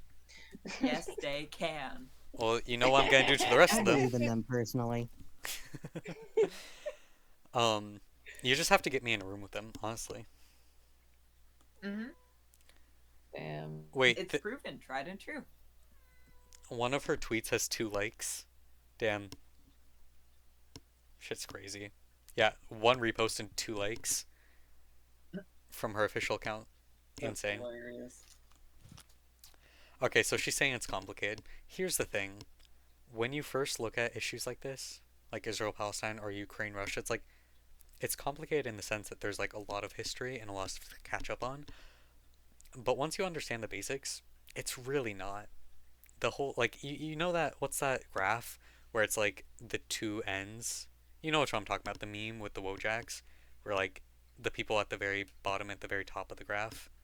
The bell curve? Yeah, the bell curve one.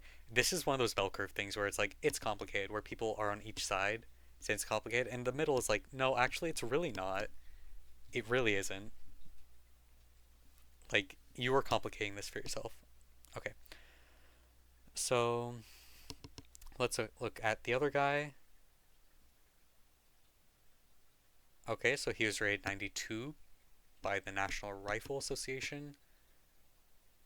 He failed the 2024 political courage test? What the fuck does that mean? Political courage test is fun. The political courage test Oh, is how yeah. scared you are of um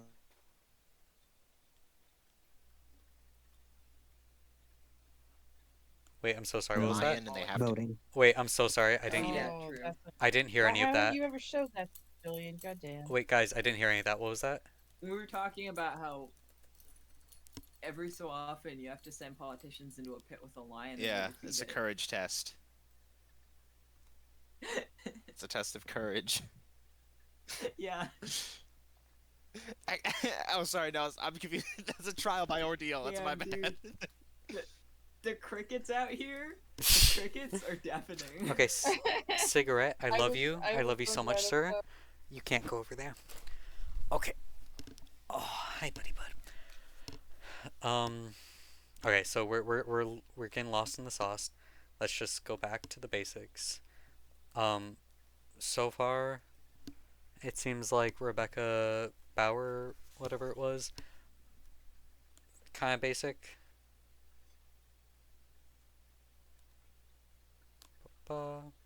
Bauer Kahan versus Joseph Roubaix. That's cute. I like his pictures, okay? Like he has a very friendly look to him. He looks like just a guy. However, he's a Republican, so and a small business owner. I'm not gonna lie, he kind of looks like an Italian mobster. Like you would see him cast. He should be in Santa.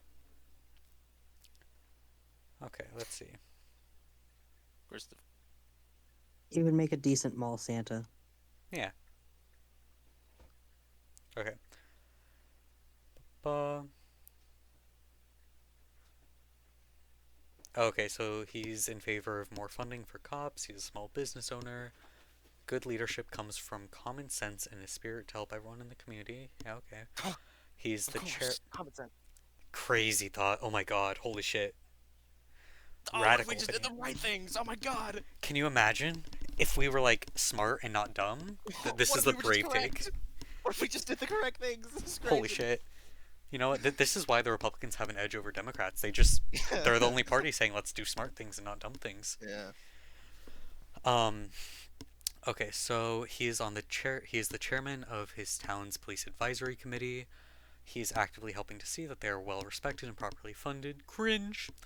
Um, best education possible. He's also on the executive board of his middle schoolers PTA. Ugh. Okay. Endorsed by multiple cops. Okay, so despite his friendly demeanor and great pictures, he's not much but just a cop lover. And for that, not a fan. Let's just quickly take a look at the Pleasanton Weekly article that is titled Another Rematch Between Bauer Kahan and Roubaix for Assembly District 16. Represent the bulk of the Tri-Valley in the lower legislative house of Sacramento. Features familiar names, blah blah. They've been on the ballot for the past 3 election cycles. Cigarette, what are you doing up there? Bug, remember when I said, oh god, cigarette, please don't. Bug, remember when I said I'd like cardboarded up my entire desk? I'm sorry to say, Ray, I don't think Bug is here. Tragic. Okay, anyways, I'll send the pictures in the Discord. But Cigarette has been climbing on my desk and my shelves, and unfortunately I don't have anywhere to put the stuff in there, so I just barricaded all of it with cardboard. And he is determined to be like, hey, what the fuck? I was climbing here. And it's like, I get it. I'm sorry, bud. You can climb my windowsill. You can climb the cat tree. You can climb my bed. You can even climb She my needs dresser. The forbidden climb. I know, buddy. Oh, you're stepping on my ballot. Okay. So she is seeking a 4th consecutive term. Oh, he's a real estate appraiser? That's his small business? Okay. Wow. That's crazy. Okay. Wow. So, Major class enemy. absolutely. So, running for another term because there's more work to be done. I hope to continue to be the voice in the legislature. Wait, one sec. Hello? What? It's not. I understand it's not 9:30 yet. I had a cutoff time that I let you know about. I understand. Thank you for doing that. I'll be free at like 9:30 to 10. Okay. Thank you for letting me know. Oh, the agonies. Whew, okay. So that whole paragraph isn't really saying anything. Secured key funding in the state's budget for remediation and cleanup of harmful PFAS. Oh, this is an issue. For those of you who listened to or were aware of the interview that I did with the Pleasanton current mayor, Carla Brown, This has been a major issue for Pleasanton, the forever chemicals in our groundwater. Authored legislation to keep our kids safe from guns, secured millions in public safety dollars for local fire agencies, gave law enforcement additional tools to fight retail theft. So she's not like an anti-cop politician, she's just better than the other guy. Oh, she also authorized the 988 mental health crisis, which serves as an alternative to calling 911. Although I'll have to double check, I've heard there are some issues with this hotline and how it works and what's happened as a result of that. Um, Generally, she's fine. Nothing crazy. Nothing really great. Um, Good on environmental stuff. Ooh, okay, coming in strong, Rube. My number one campaign goal is to focus on public safety over social justice. Okay, Wow. Over crazy. social justice? Okay, Wow.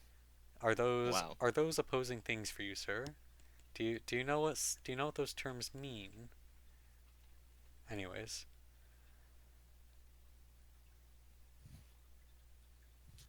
okay, yeah, no. So he's a little bit insane. I believe very strongly that parents of school-age children have the right to be informed on every aspect of their child's public school experience. Uh-oh. My opponent supported the bill that banned the right of any school district in California to direct teachers and administrators to inform parents of gender-related mental health problems. Okay.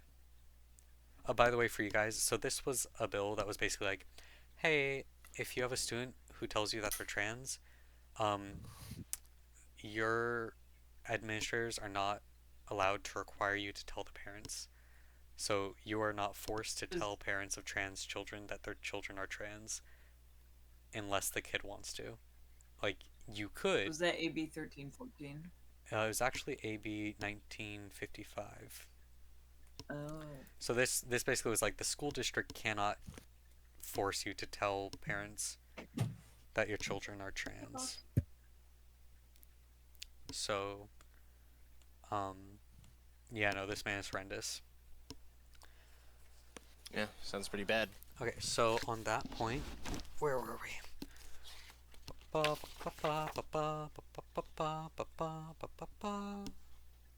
So for... Oh wait, this one is on my ballot. So for yours, what was that, the 4th assembly? Or the 5th? Whichever one that was. I support Rebecca Bauer-Kahan. Now let's really quickly blast through this next one, the 20th Assembly District, member of the State Assembly. We are looking at Liz Ortega, or Sangeetha Shen Bogu. Bogu? I'm not sure how to pronounce that. So much for social justice.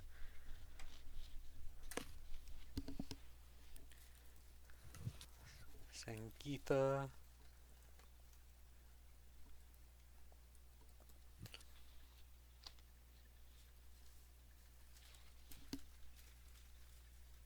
I like her haircut. Oh, cigarette. He's going crazy up there. So let's look at the Republican candidate first. She is a homemaker. From Dublin with a professional background in software development, analysis, and project management. I hold both bachelor's and master's degrees in You're my cutting field. it out. Oops. Wait, can you guys hear me now? Hello? Yeah. I can. Okay. Yeah. So she incorrectly put an apostrophe between bachelor's and master's degrees. Wait, Rain, is that correct? You're not supposed to do that, right? Unforgivable. Huh? Hmm? You're I not mean, supposed to do that, what right? writing style is this in? I don't know. It depends on the style. All the base styles don't allow that. With a professional background in software development, analysis, and project management, blah blah, she made the You deliberate... can put an apostrophe in bachelor's, I'm pretty sure, but not associates. This is I'd master's. have to look it up. She made the deliberate choice in 2016 to prioritize my family and transition to become a devoted stay-at-home mom. Okay. I don't trust the vibes. Very nice, like, suit though. I like the jacket. Um, Great haircut. Cigarette, what are you doing up there? Oh my god. One sec. Sir?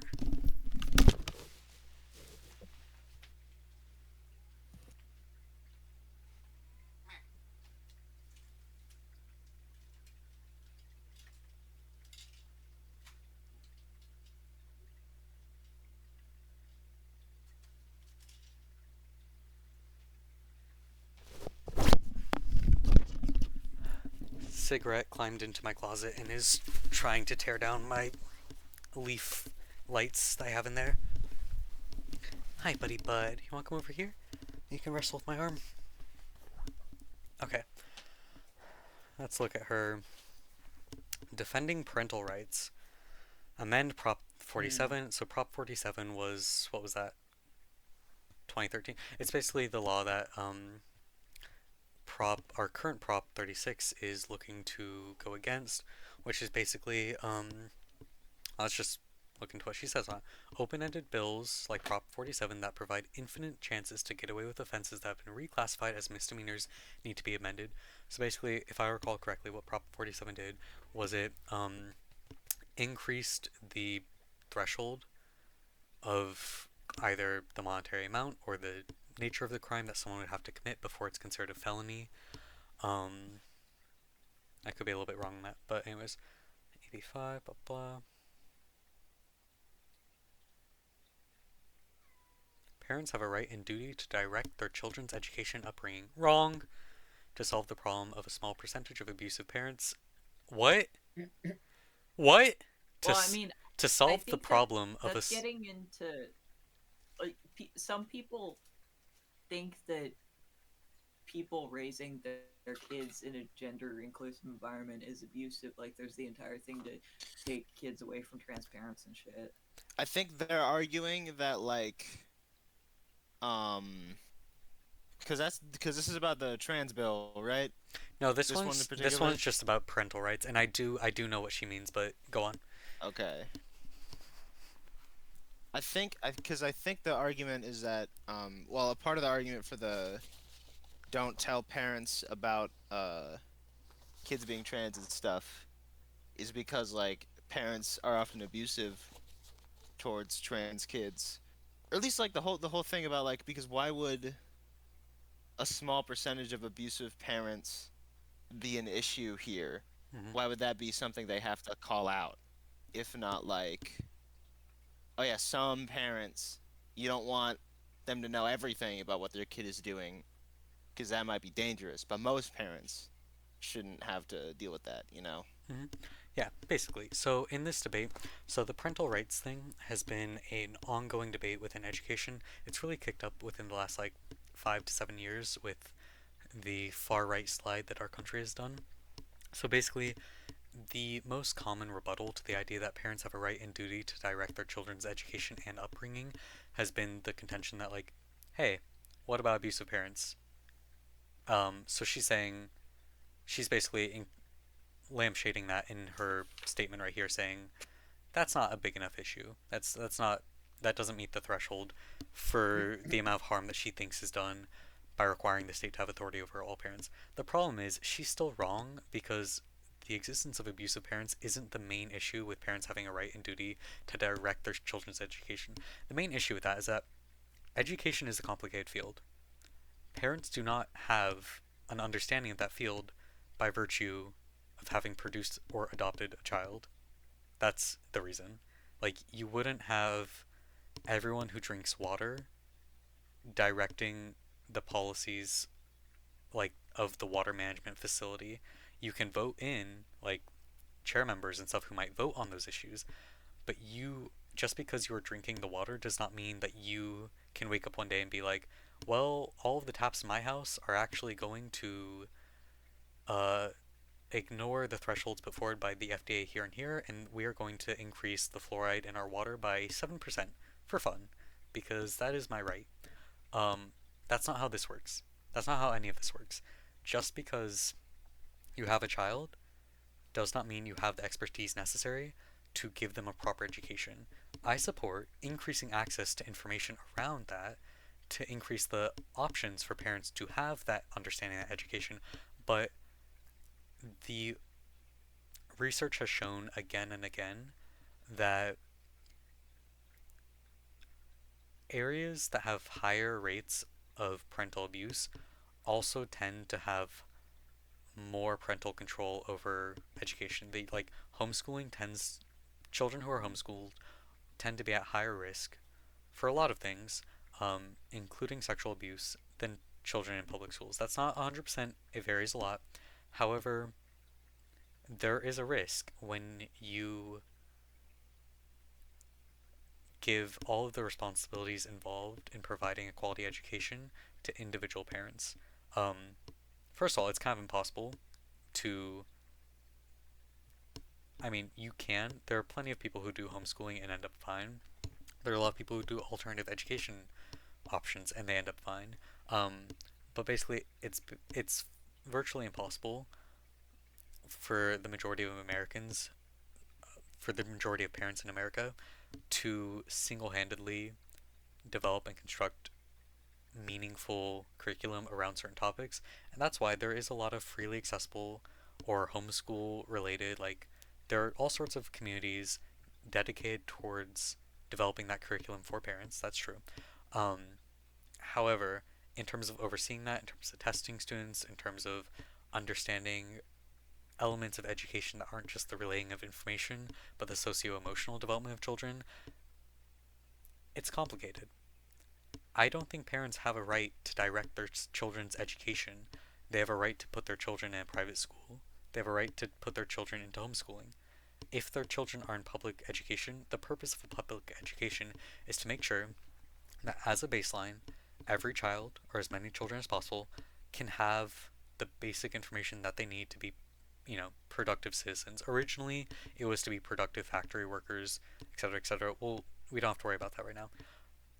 The history of education is complicated, but the purpose, ostensibly, the purpose of public education is to make sure that everyone has an even start, a roughly even start, on a lot of key areas. That's the goal. A lot of Republicans and a lot of conservatives approach it as a moral and ethical thing. Like, this is how you develop them into being good people, um, which is actually not the purpose of education. um, it's basically, it comes down to, do you want education to empower students or do you want education to direct students? Um, that's the disagreement. So, for that one, whatever one that was, I have to speedrun this because I do have to head out soon. Where was she? Okay. So for the 20th Assembly District, I endorse Liz Ortega. And then for the nonpartisan office, the Chabot Las Pasillas Community College District Trustee, Area 4, I endorse Maria L. Heredia. Heredia, perhaps? Moving on. So, official ballot for nonpartisan offices in the county district attorney recall. I do not support the recall of Pamela Price. I have to run soon, so I'm just going to speed run this part. You guys can look into it further. Basically, Pamela Price this is her second recall attempt. I'm forgetting the details because, again, I looked into this a while ago, but basically the broad strokes is that she has been a very progressive district attorney. And for those of you in the know, Kamala Harris was actually the district attorney of California before she went to being a senator and then to the vice president, etc., etc. So basically, Pamela Price is the current district attorney, and broadly, she's been very progressive, and has pushed for um, non-punitive responses to crime. Oh, and by the way, a district attorney is like a county official. There are county district attorneys, and there's also the California district attorney, which their basic responsibilities is to investigate, evaluate, and like pursue or prosecute crimes providing, assistance to like law enforcement, etc., etc. Um, so they'll file criminal charges, bring evidence, stuff like that. Um, we can just look at real quick. Pamela Price has been largely really based. Um, I mean, she's being a DA inherently involves working with cops. Oh yeah, she survived foster care and juvenile justice system, graduated from Yale and UC Berkeley. Um, let's just say, she worked as a defense and civil rights attorney. She specialized in employment law and representing victims of retaliation, wrongful termination, sexual assaults, and discrimination.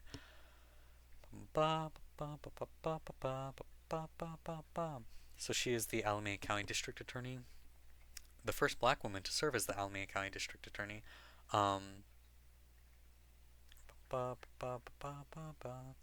She ran on a platform. She ran on a platform centered on rehabilitation and addressing instances of police misconduct. Pledged to terminate the utilization of the death penalty, cease the practice of charging individuals under the age of 18 as an adult. By the way, this practice is widely targeted at youth of color disproportionately to increase their sentencing. Establish a unit dedicated to ensuring the integrity of convictions and enhance services for victims of gun violence, blah blah. So yeah, she's very base. She hasn't done anything that would, from a progressive or leftist standpoint, justify a recall attempt. Um, let's see. Oh, it seems like Gavin Newsom has been beefing with her, which is good because we hate Gavin Newsom. Not great. He's cringe.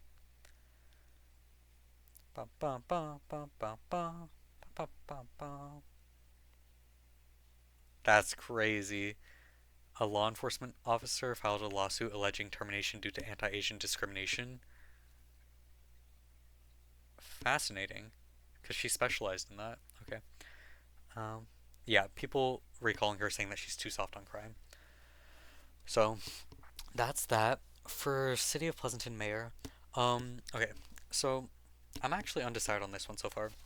Jack Bulk was endorsed when I did my interviews and stuff at the farmers market. He didn't show up. He was supposed to show up that day. He had a wedding to attend or whatever. But he was actually endorsed when I talked to the Trump table. I don't know why there was a Trump table, but yeah, I mean it's Pleasanton, that's why. They endorsed him. I talked to Carla Brown directly, so I talked to her. She's the current mayor. It seems like, okay, so basically off the top of my head, Pleasanton has been going through some budget crises recently. Over the last year, they appointed a new city manager, and he uncovered a lot of issues with the budget, with the lack of setting aside funds for future, upcoming expenses, including park maintenance, etc., etc. And they are trying to address that, as well as the water crisis that we had, where forever chemicals were found in our water supply, and then we're being sued by, what was it, District 7? The water District 7? I don't remember. So there's all of that going on. Okay. So I let's... believe called Zone 7. Yeah. So Jack is currently on the city council. They're both Republican. They're both, conservative broadly.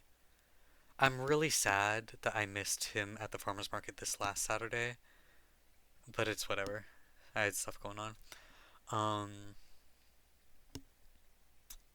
Okay, food packing service event at Kids Against Hunger. That's great. That's cool.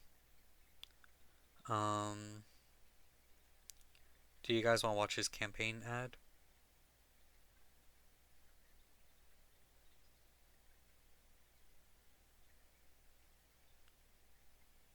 Hello?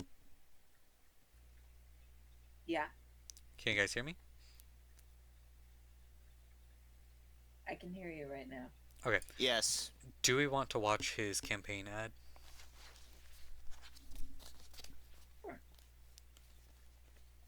In Pleasanton, safety starts with solid leadership. That's why our police and sheriff trust Jack Balch. He listens, he leads, and he's ready to protect what we love most, our community. Vote Jack Balch for mayor. For safe streets.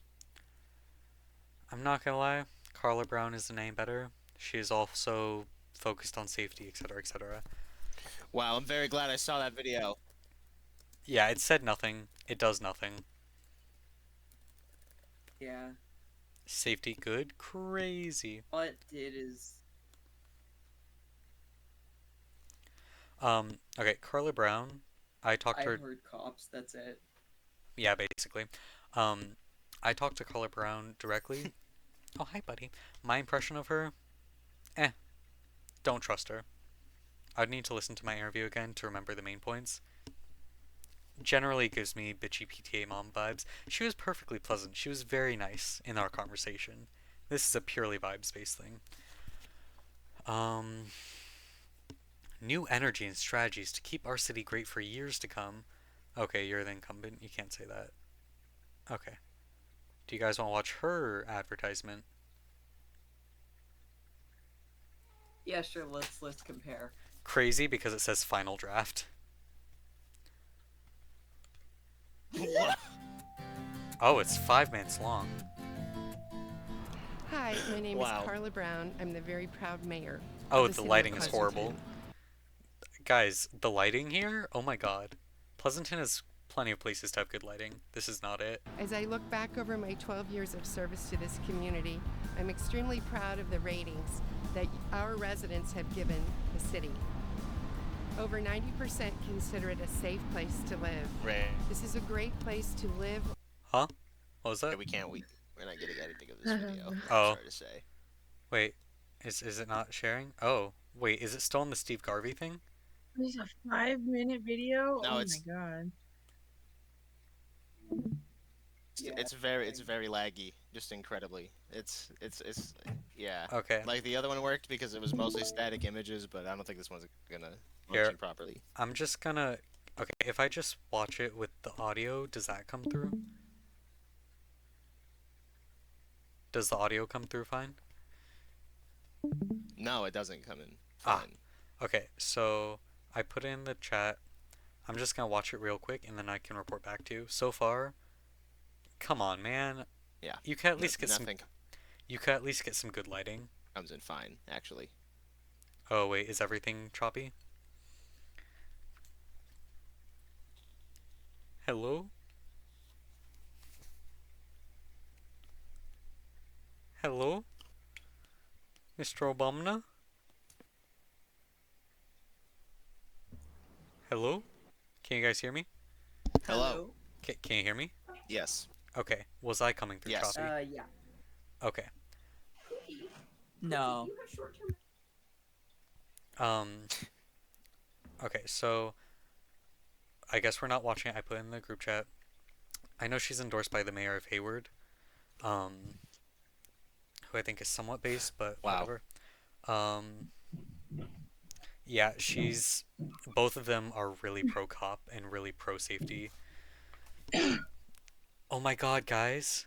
She's kind and benevolent with disadvantaged populations and does her best to further those groups within our Benevolent society. is wild.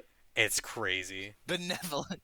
Kind and benevolent with disadvantaged populations. Benevolent is the shit you would say about a deity. Yeah, As no, Dylan genuinely, like, describes himself when he's tired of crime.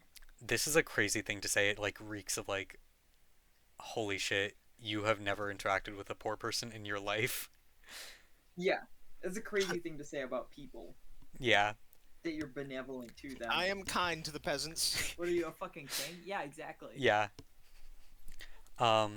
Member of the Joint City and PUSD District Liaison Committee. Leadership has strengthened our business partnership. Cringe. Dedicated to nurturing our children's social, emotional, academic well-being. That says nothing. These are just endorsements. They're not actually saying anything. Honestly, I still don't know what's different between her and Jack Balg. I know there's been like some spicy shit going on. Like they're for sure beefing. He's a city council member, etc., etc. Do you guys hear Siggy? Do you guys hear that? I do. I Oh hear my god. Bro's having a fit. Oh my god. He is biting Oh my my arm as god. he does that, by the way. Yes. God, I wish that were me. I'm gonna call Jax. She listens to all sides. Okay. Okay, she's chill with wheelchair users. That's neat. Yeah. Hey, she's a advocate for eliminating the sale of vaping products. I support that. I'm sorry for listeners in the audience who vape. I think nicotine is a scourge upon our society, and we should not encourage that in children. Okay. Basically, okay, the problem with this is that the majority of people in Pleasanton think Pleasanton is a great place, and nothing's really happening in Pleasanton. There's no, like, major issues. It's a conservative place. Nothing crazy's happening. It's a really wealthy place. Hi, sir. Oh, precious. Siggy has a lot of very big opinions about this. I love. Oh wow, she holds a lot of positions. Wheels bus board member, mayor's conference. Wow, she's in everything. Okay. She's a volunteer. Okay, great. Sleep in heavenly peace. Rage soccer. Okay. Pleasanton Heritage Association. I'm so sorry, Siggy. I am busy right now, though. I know. I got you. Honestly, I don't know if I'm going to endorse either of these candidates. I might just do a write-in. I don't know. I might not. I'm not particularly attached, but let's find out a little bit more about Try to Jack. steal someone else's mayor. Yeah. Okay, so he's from Sunol. Hi, buddy. Oh, you're being loud. Oh, I know.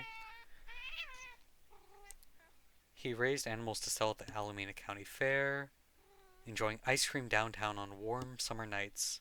Okay, I do not give a single fuck about that. Oh, at Ruby Hill? Cringe. Oh, great, they both volunteer. Good for them. He's a real estate broker. They both what? Huh? They both do volunteer stuff. He's a CFO of his family's commercial real estate and property management firm. That's great. Of course. Hi, buddy. What's wrong? What's bothering you, Sig? I hear you. He has a lot of opinions. All the time. Do you guys hear him? Yeah. Here's meow in a storm. What's wrong, buddy? You need to play? What's up? Sorry, guys, I have a son. Forget all this politics. I'm gonna shred my ballot so that he can sleep on something warm tonight. He doesn't have somewhere warm to sleep otherwise? No, he literally sleeps on top of me, and I emit heat. Yeah. Okay, so they're both on like a shit ton of committees and boards and stuff. They both champion public safety. They both like say that they volunteer a lot. He likes Italian wedding soup, ricotta gnocchi, or pork ribs. Okay. So they're both fans of cops. Hi, buddy bud. She like pork ribs. He does golfing. I don't want to read this. I'm so sorry. Yeah, I'm not gonna lie, this is very boring. However, don't care. I heard from John's stepmom that Carla was a bigot. So Against whom? hi, buddy. Bigoted against whom? I'm assuming queer people.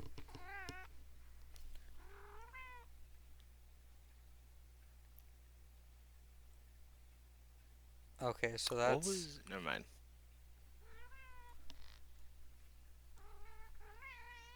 Nothing's pulling up for Carla Brown controversy. LGBTQ. You know what? At the farmer's market, I should have asked what their opinions were on Palestine. Okay, so unfortunately, Carla Brown is also the name of a famous murder victim. Damn. Oh yeah, I found that out while trying to search for stuff on her actually. The perfect disguise. Oh, Cigaretto, I know, buddy bud.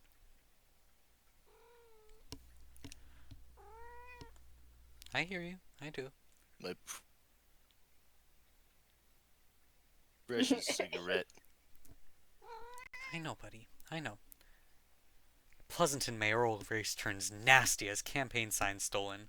Come on, guys. That's like... nasty? You sure about that, man? Signs got stolen? Okay. This is the sign that nothing is going on in Pleasanton. There is political intrigue in Pleasanton days before the election. This was... yeah, no, this was like a couple days ago.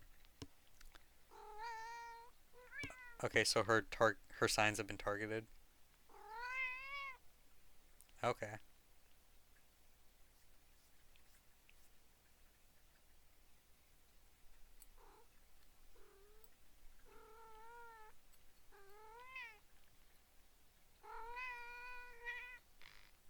Hi, buddy.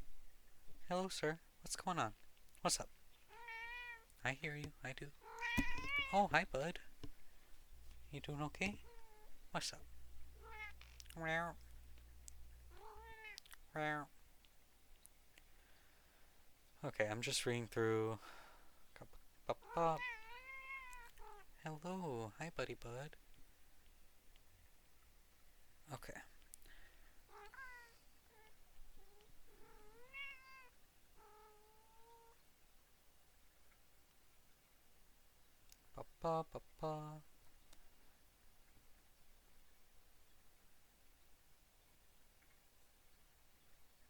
They're gone again, I guess. Hello? Hello? Mr. Obama? Can you guys hear me? Hello? Like, there's something going on. Hello? Yeah. Hello? Better than their mom. Hello? Hello. Hello. Hi. We were wondering where you went. I was getting orders from my handlers. Okay. Hello, bud. None of this matters. Pleasanton has always felt like home, okay?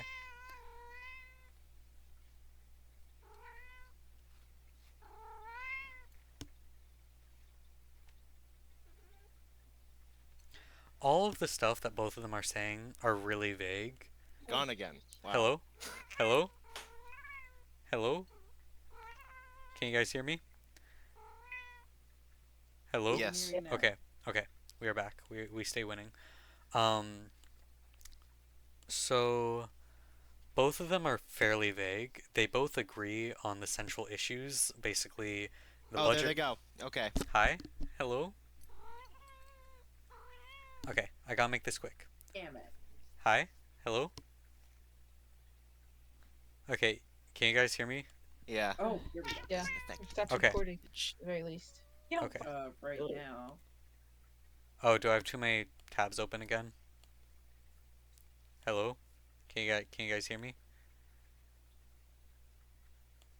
Are we you still talking? Yes. We chilling?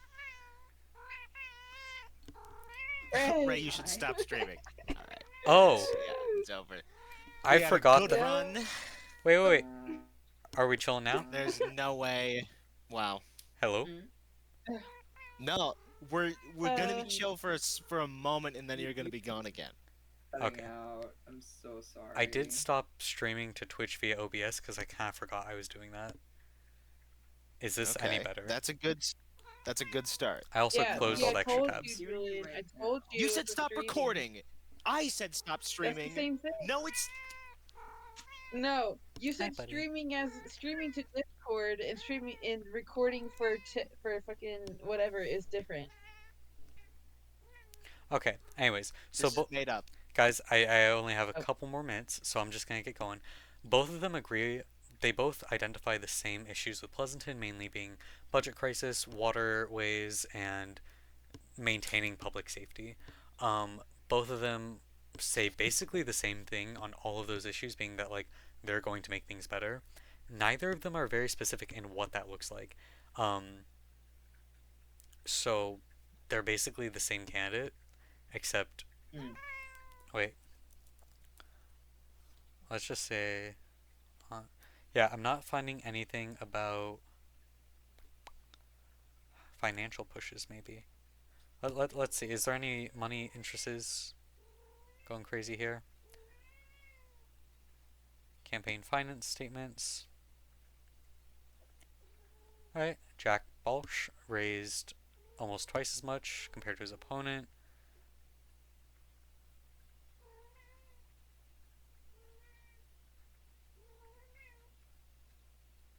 Alright, so she had a lot of relatively small donations. Damn, he did raise a lot.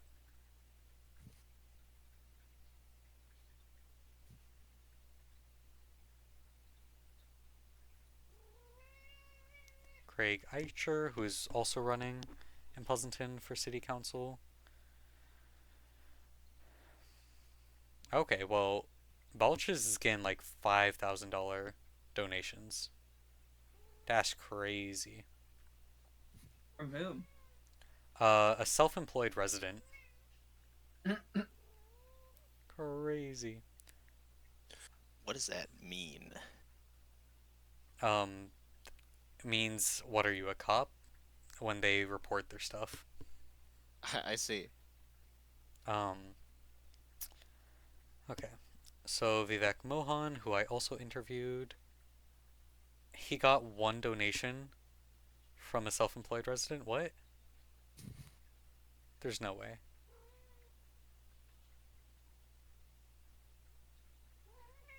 There's like a whole mountain of some of the richest people in America in Pleasanton. Yeah, like So like we have like the highest concentration of like rich people with nothing to do. yeah. Okay, well, basically the shit with Pleasanton is that nothing's really happening here. Nothing crazy, nothing great. Carla Brown isn't insanely great. Jack Balch isn't insanely great. I'm just gonna look up bigot and see if that does anything, because I am interested in what Gina meant by that. Oh my god, so apparently the signs being stolen in the middle of the night was like big news for Pleasanton. Crazy. Wow. They had a public forum back in September.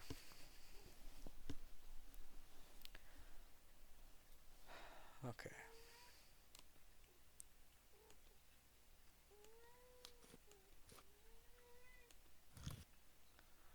Let's see, what hot topic are they talking about?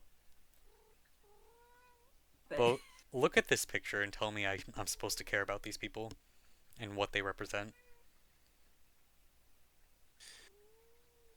I mean, you've been looking at them for a while, Ray. I know. Pisses me off.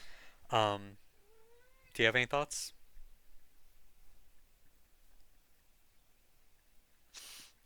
No, I really don't. Yeah, nothing matters. We are at crossroads, rising cost of living, proactive Pleasanton Civic Center, blah blah. God, I wish I'd been there for it. Like, I saw that was happening. I don't remember what I was doing. I've had something else going on. Okay, for Prop PP, I think I'm in support of that. I've interviewed multiple people on that topic. I mean, it's not going to be great because that increase does add up.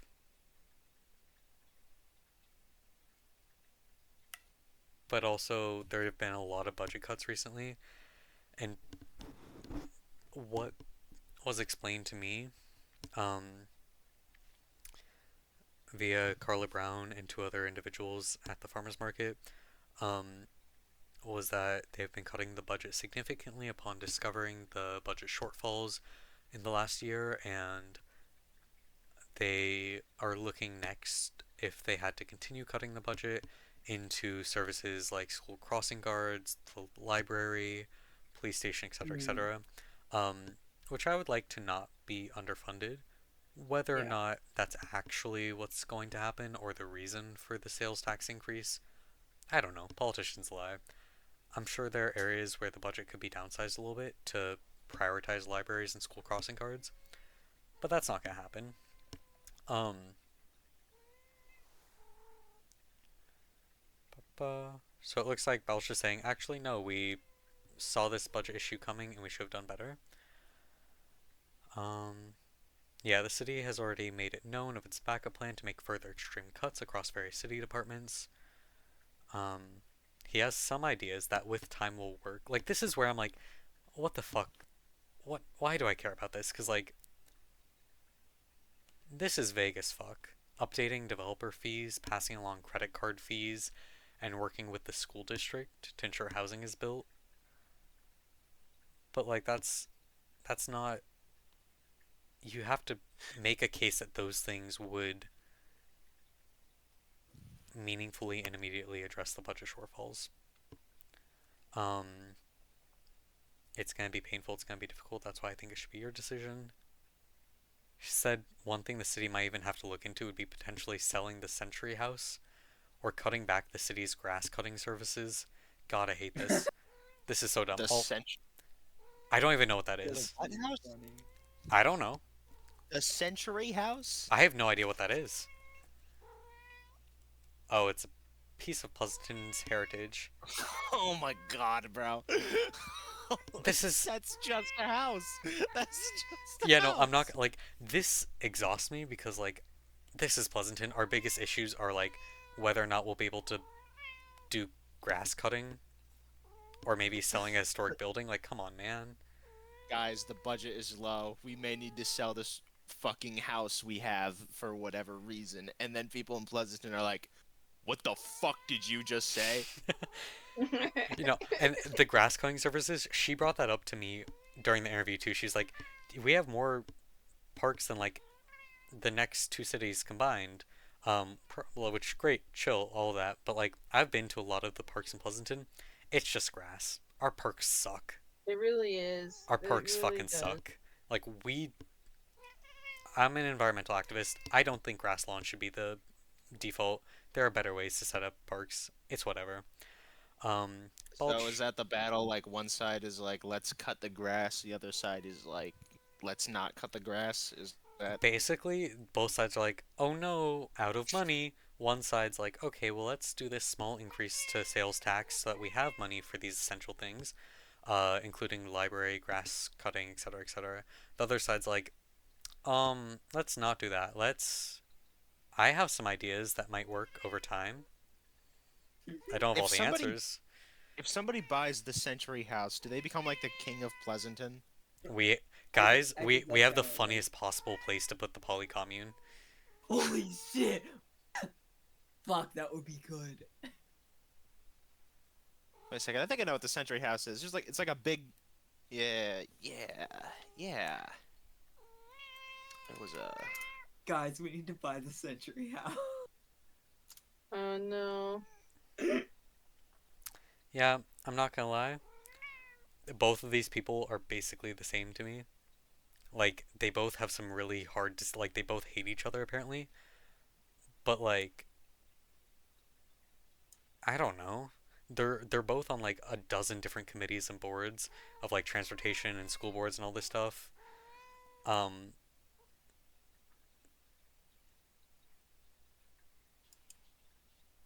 don't know. They say they clash on the city's economic vitality. Brown says she doesn't believe that downtown is outdated and that the Main Street weekend closures and that the Pleasanton Downtown Association are keeping the city's downtown vibrant. big businesses like 10x Genomics coming to city in recent years is helping the tax base. Balch, on the other hand, criticized their specific plan by saying it makes it too hard for diverse businesses to move into the downtown area. He says businesses pass on moving in because of the city's active ground floor policy, and that businesses are changing, which means the city needs to as well. They also did not agree on concerns regarding decorum at the dais. In the past, sorry. Hello? I know, I'm trying to wrap it up. Wow. Yeah, they've been like, the girls are fighting. Brown says she believes the conflicts are being exaggerated and that she runs clean and respectful meetings. Apparently they keep speaking over each other.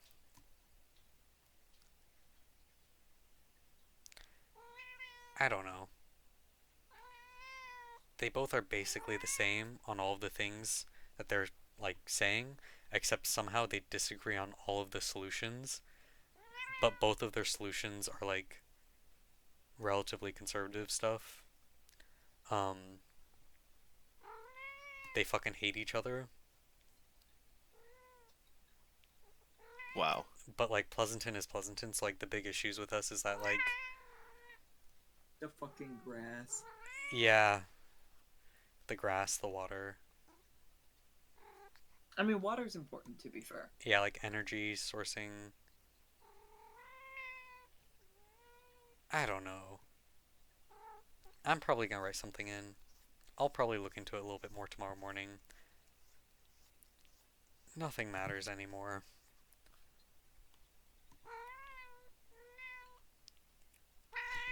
Hi, buddy bud. Oh, he was the vice mayor too. The meeting was about how to muzzle Balch? What? Huh? How to muzzle him? Hey, yo. Hey, yo. What they doing in there? So this person is absolutely glazing him. Okay. What does glazing mean? It's basically a euphemism, but what it means is that they're like super, super on his side and supportive of him and defending him. It's kind of in the lines of like sucking someone off or jerking someone off. Oh, okay. I thought it had to do with donuts. Oh, or that. Yeah. Or You donuts? glaze a donut. That's you're covering them with sugar. I don't know, buttering them up. You're glazing them. That's that's what I thought it was. So it sounds like he's quote unquote disrespectful and consistently votes against other council members. And that he reposted this article. Rome is burning. If the city council majority of Mayor Carla Brown and council members Valerie Arkin, Jeff Nimber, and Julia Testa have their way, we might not have the people or the water pressure to put out the fire. Okay. Wow. This is so dramatic. For why? He's really trying to go the populist route, I guess. Or the demagogue is like, you need to put me in, or else the fucking city of Pleasanton is gonna fall apart. You know, generally, read this sentence. Some residents might find a trickle of water coming out of their faucets periodically during the summer months. We might not be able to afford to hire police officers or firefighters for the current vacant positions without sending the budget into a deficit. But we'll have a brand new expanded skate park and completely renovated historical building. But it's balanced because it banks on future staffing vacancies to create roughly a $2 million in labor cost savings that allows the general fund to squeak into surplus. Okay.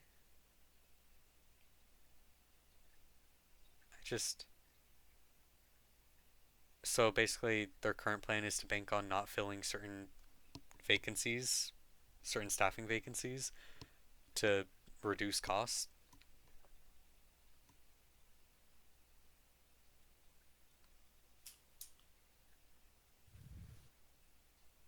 Okay.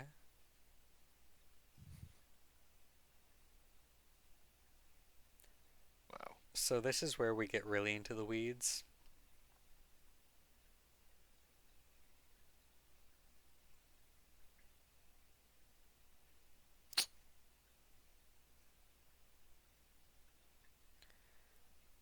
The girls are fighting. Shit is messy. I haven't been to a city council meeting in so long. This entire year, I've not been to a single city council meeting, so I'm completely out of the loop. I used to go to them more regularly, but fuck it, we ball. So let's just leave that one off with it's a mess. Feel free to do a write-in. Both of them are very similar in terms of their policy proposals. If you get in the weeds, there's like really, really specific disagreements where they both disagree on the solutions. Carla Brown is going to continue the current order of stuff. Jack Bulk wants to introduce a lot of undefined new ideas. So, BART director, I'm just going to go ahead and say Melissa Hernandez because we already looked into Joseph Krakar and he was not based at all. We could look more into that, but I'm running out of time. So, the last one, we are looking at the measures submitted to the voters. Wait. Do you need me to restate that, Rain, or are we chilling? Yeah, what was the last thing you said? I'm just gonna go ahead and endorse Melissa Hernandez because I don't support part. Joseph Krakar. So now we're looking at the measures submitted to the voters. So I went over this more recently. My basic thing is yes on every single measure except for 34 and 35. Or no, 34 and 36. We can go deeper into those, except I don't have the time. And then the last one. Hello, cigarette. I hear you. I do. I know, buddy. Little baby. I know. Oh, he is frustrated. Oh, I know, buddy. We can play afterwards. I promise. So PP, Essential Services Protection Measures.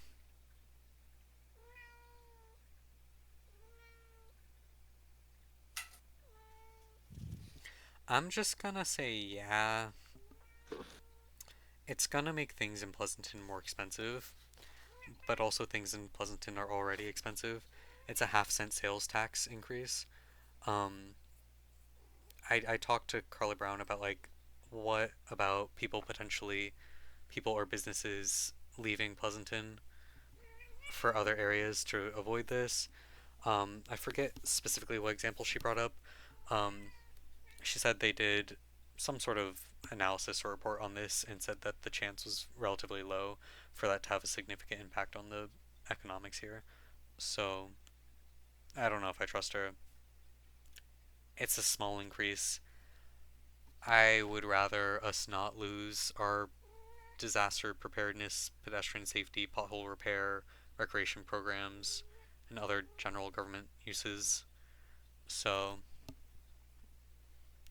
I think I'm just tentatively yes on Prop PP. Whether or not it was preventable, the budget crisis that Pleasanton is currently in, which seems to be the main contention between the mayors, or the mayoral candidates, whether or not it was preventable, it seems like we're in a bit of a crisis right now. It's Pleasanton.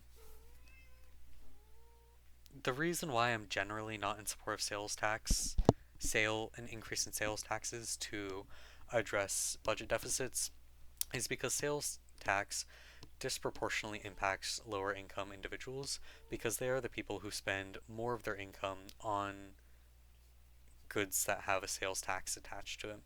Rich people aren't going to the 7-Eleven on a regular basis to get energy drinks or daily necessities. They're not when you're poor, when you're lower income, you spend more of your income on consumable items, and you need to replace those items more often. Wealthier people do this less. So generally, sales tax increases disproportionately affect poor people, which is me in Pleasanton. But the case that they've put forward for it, yeah, I guess. I would rather still have emergency response programs.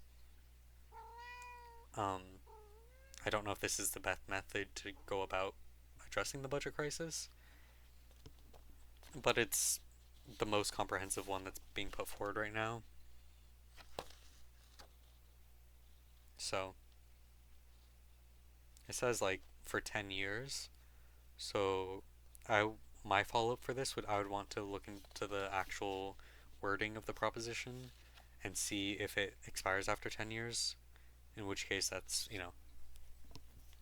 better because we can reevaluate it at that point. Um, any thoughts, questions, concerns, comments? I'm good. Yeah, How about but thank everyone you else? for going through all of this and yapping for so long. Of You know, course. Yeah, very informative. and on the propositions, I can okay, as a treat, let me go into one or two of them. So 33 is the rent control one, which um so I'm voting yes on all of them except for 34 and 36. 33 is one I have more thoughts about. So the thing about rent control is that economists across the political spectrum generally disagree with rent control as a means to address housing issues. The reason for that is that okay, the reason for that is that we need to nationalize housing. And measures like this don't address the underlying problem of treating housing as a commodity. Now, that's not what economists say. The majority of economists don't argue for that, to my knowledge. But that's the real problem. The problem is, I think this is the exact same issue that we have with arguments against minimum wage increases. The arguments against a minimum wage increase is that it increase the cost of goods. Now, the problem is, the reasons why increasing the minimum wage may increase the cost of goods, and the reasons why rent control may lower the supply of housing, are due to the structure of capitalism and treating these industries or prioritizing overall the pursuit of profit over all else, which some people will say is like a specific form of capitalism. No, that's just the goal of capitalism. Um, Infinite growth, infinite profits. Um, so when you enact rent control, basically it's saying that year to year you are only allowed to increase your rent by this much. Or maybe there's a cap where it's like you cannot increase rent beyond this amount.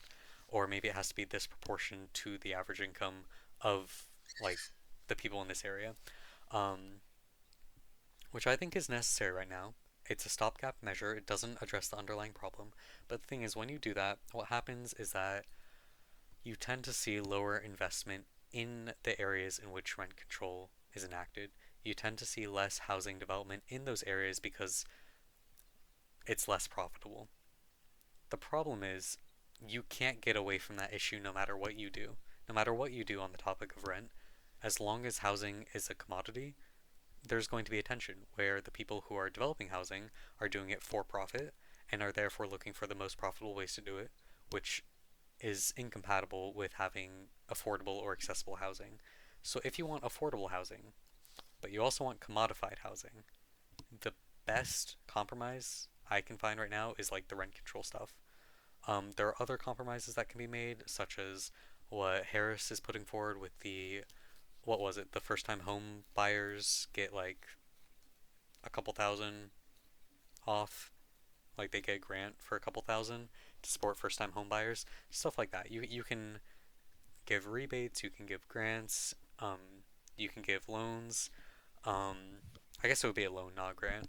Um, there are other ways to address housing shortages. I don't think any of them will be adequate until we decommodify the industry, or at least sections of it. I would be more in favor of a full decommodification because over and over when you have partial decommodification, but still other areas are commodified with essential services, corruption tends to happen. But we don't have to worry about that right now.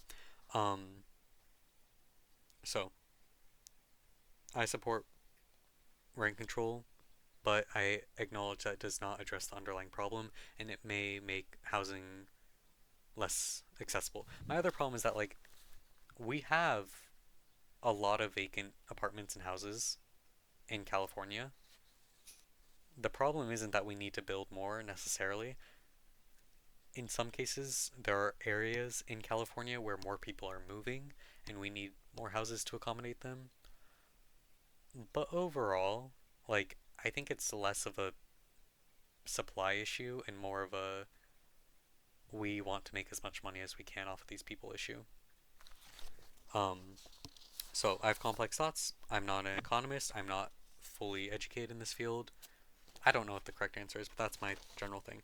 Now, Prop 34 and Prop 36. So the reason why I oppose Prop 34, um, do I oppose 34?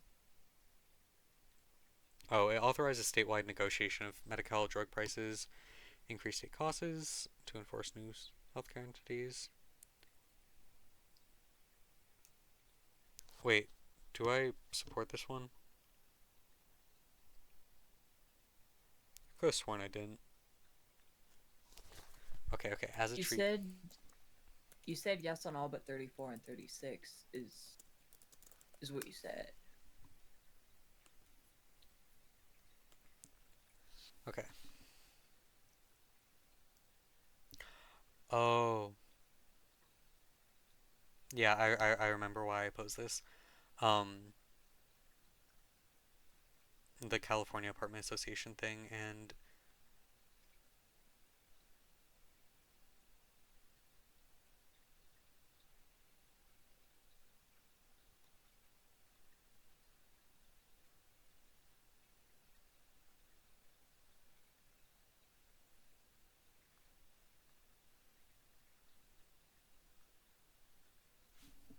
huh.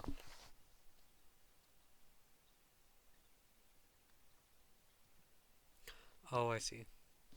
Okay.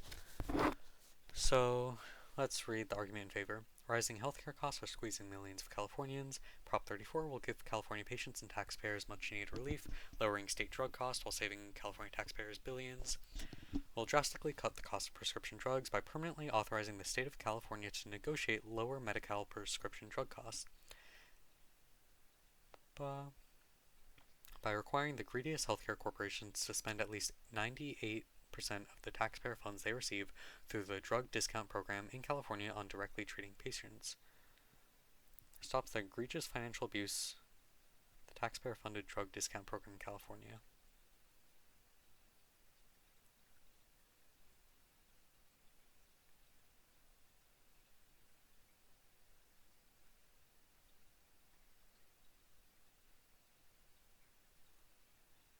Huh. So it looks like this proposition is looking to close a supposed loophole to utilize money from a drug discount program to other projects, including housing projects, which they say are often run like slums. I don't know.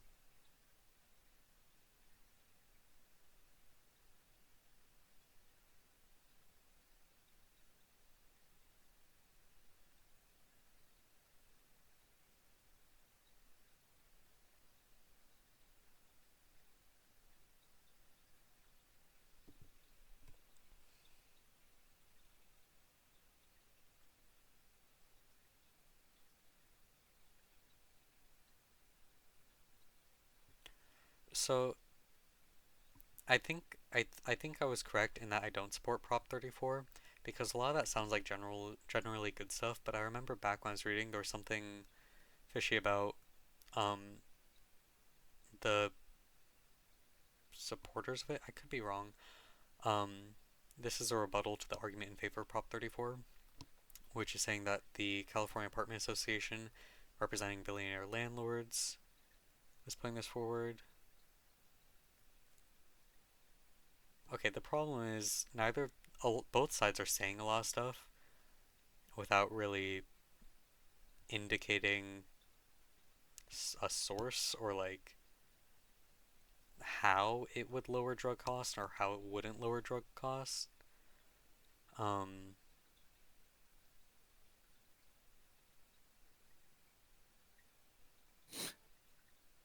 okay.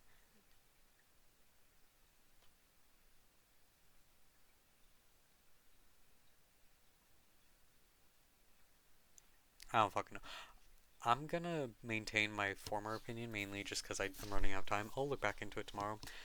If I recall correctly, there are a couple of their organizations, when I flipped through their voter guide, I think they were not in support of 34 as well. Like the NorCal Resist group and other people who I trust. So I'm gonna go with them. Shit's messy on that front. For 36, the reason why I oppose that is because, God, where do I even start? Basically, it's gonna make a felony conviction much easier, and it's going to expand the ability for prosecutors to charge people for theft and drug possession as felons. Um, that's why Prop 47, which was passed a couple years back, kept being brought up. It's basically a response to that. I'm actually not a fan of people who steal under $950 being charged as felons if they had 2 prior convictions of any level. I think that's actually like a really bad way to address crime.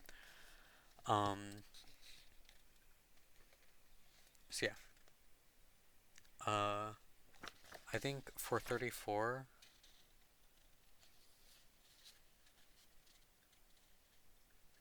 interesting.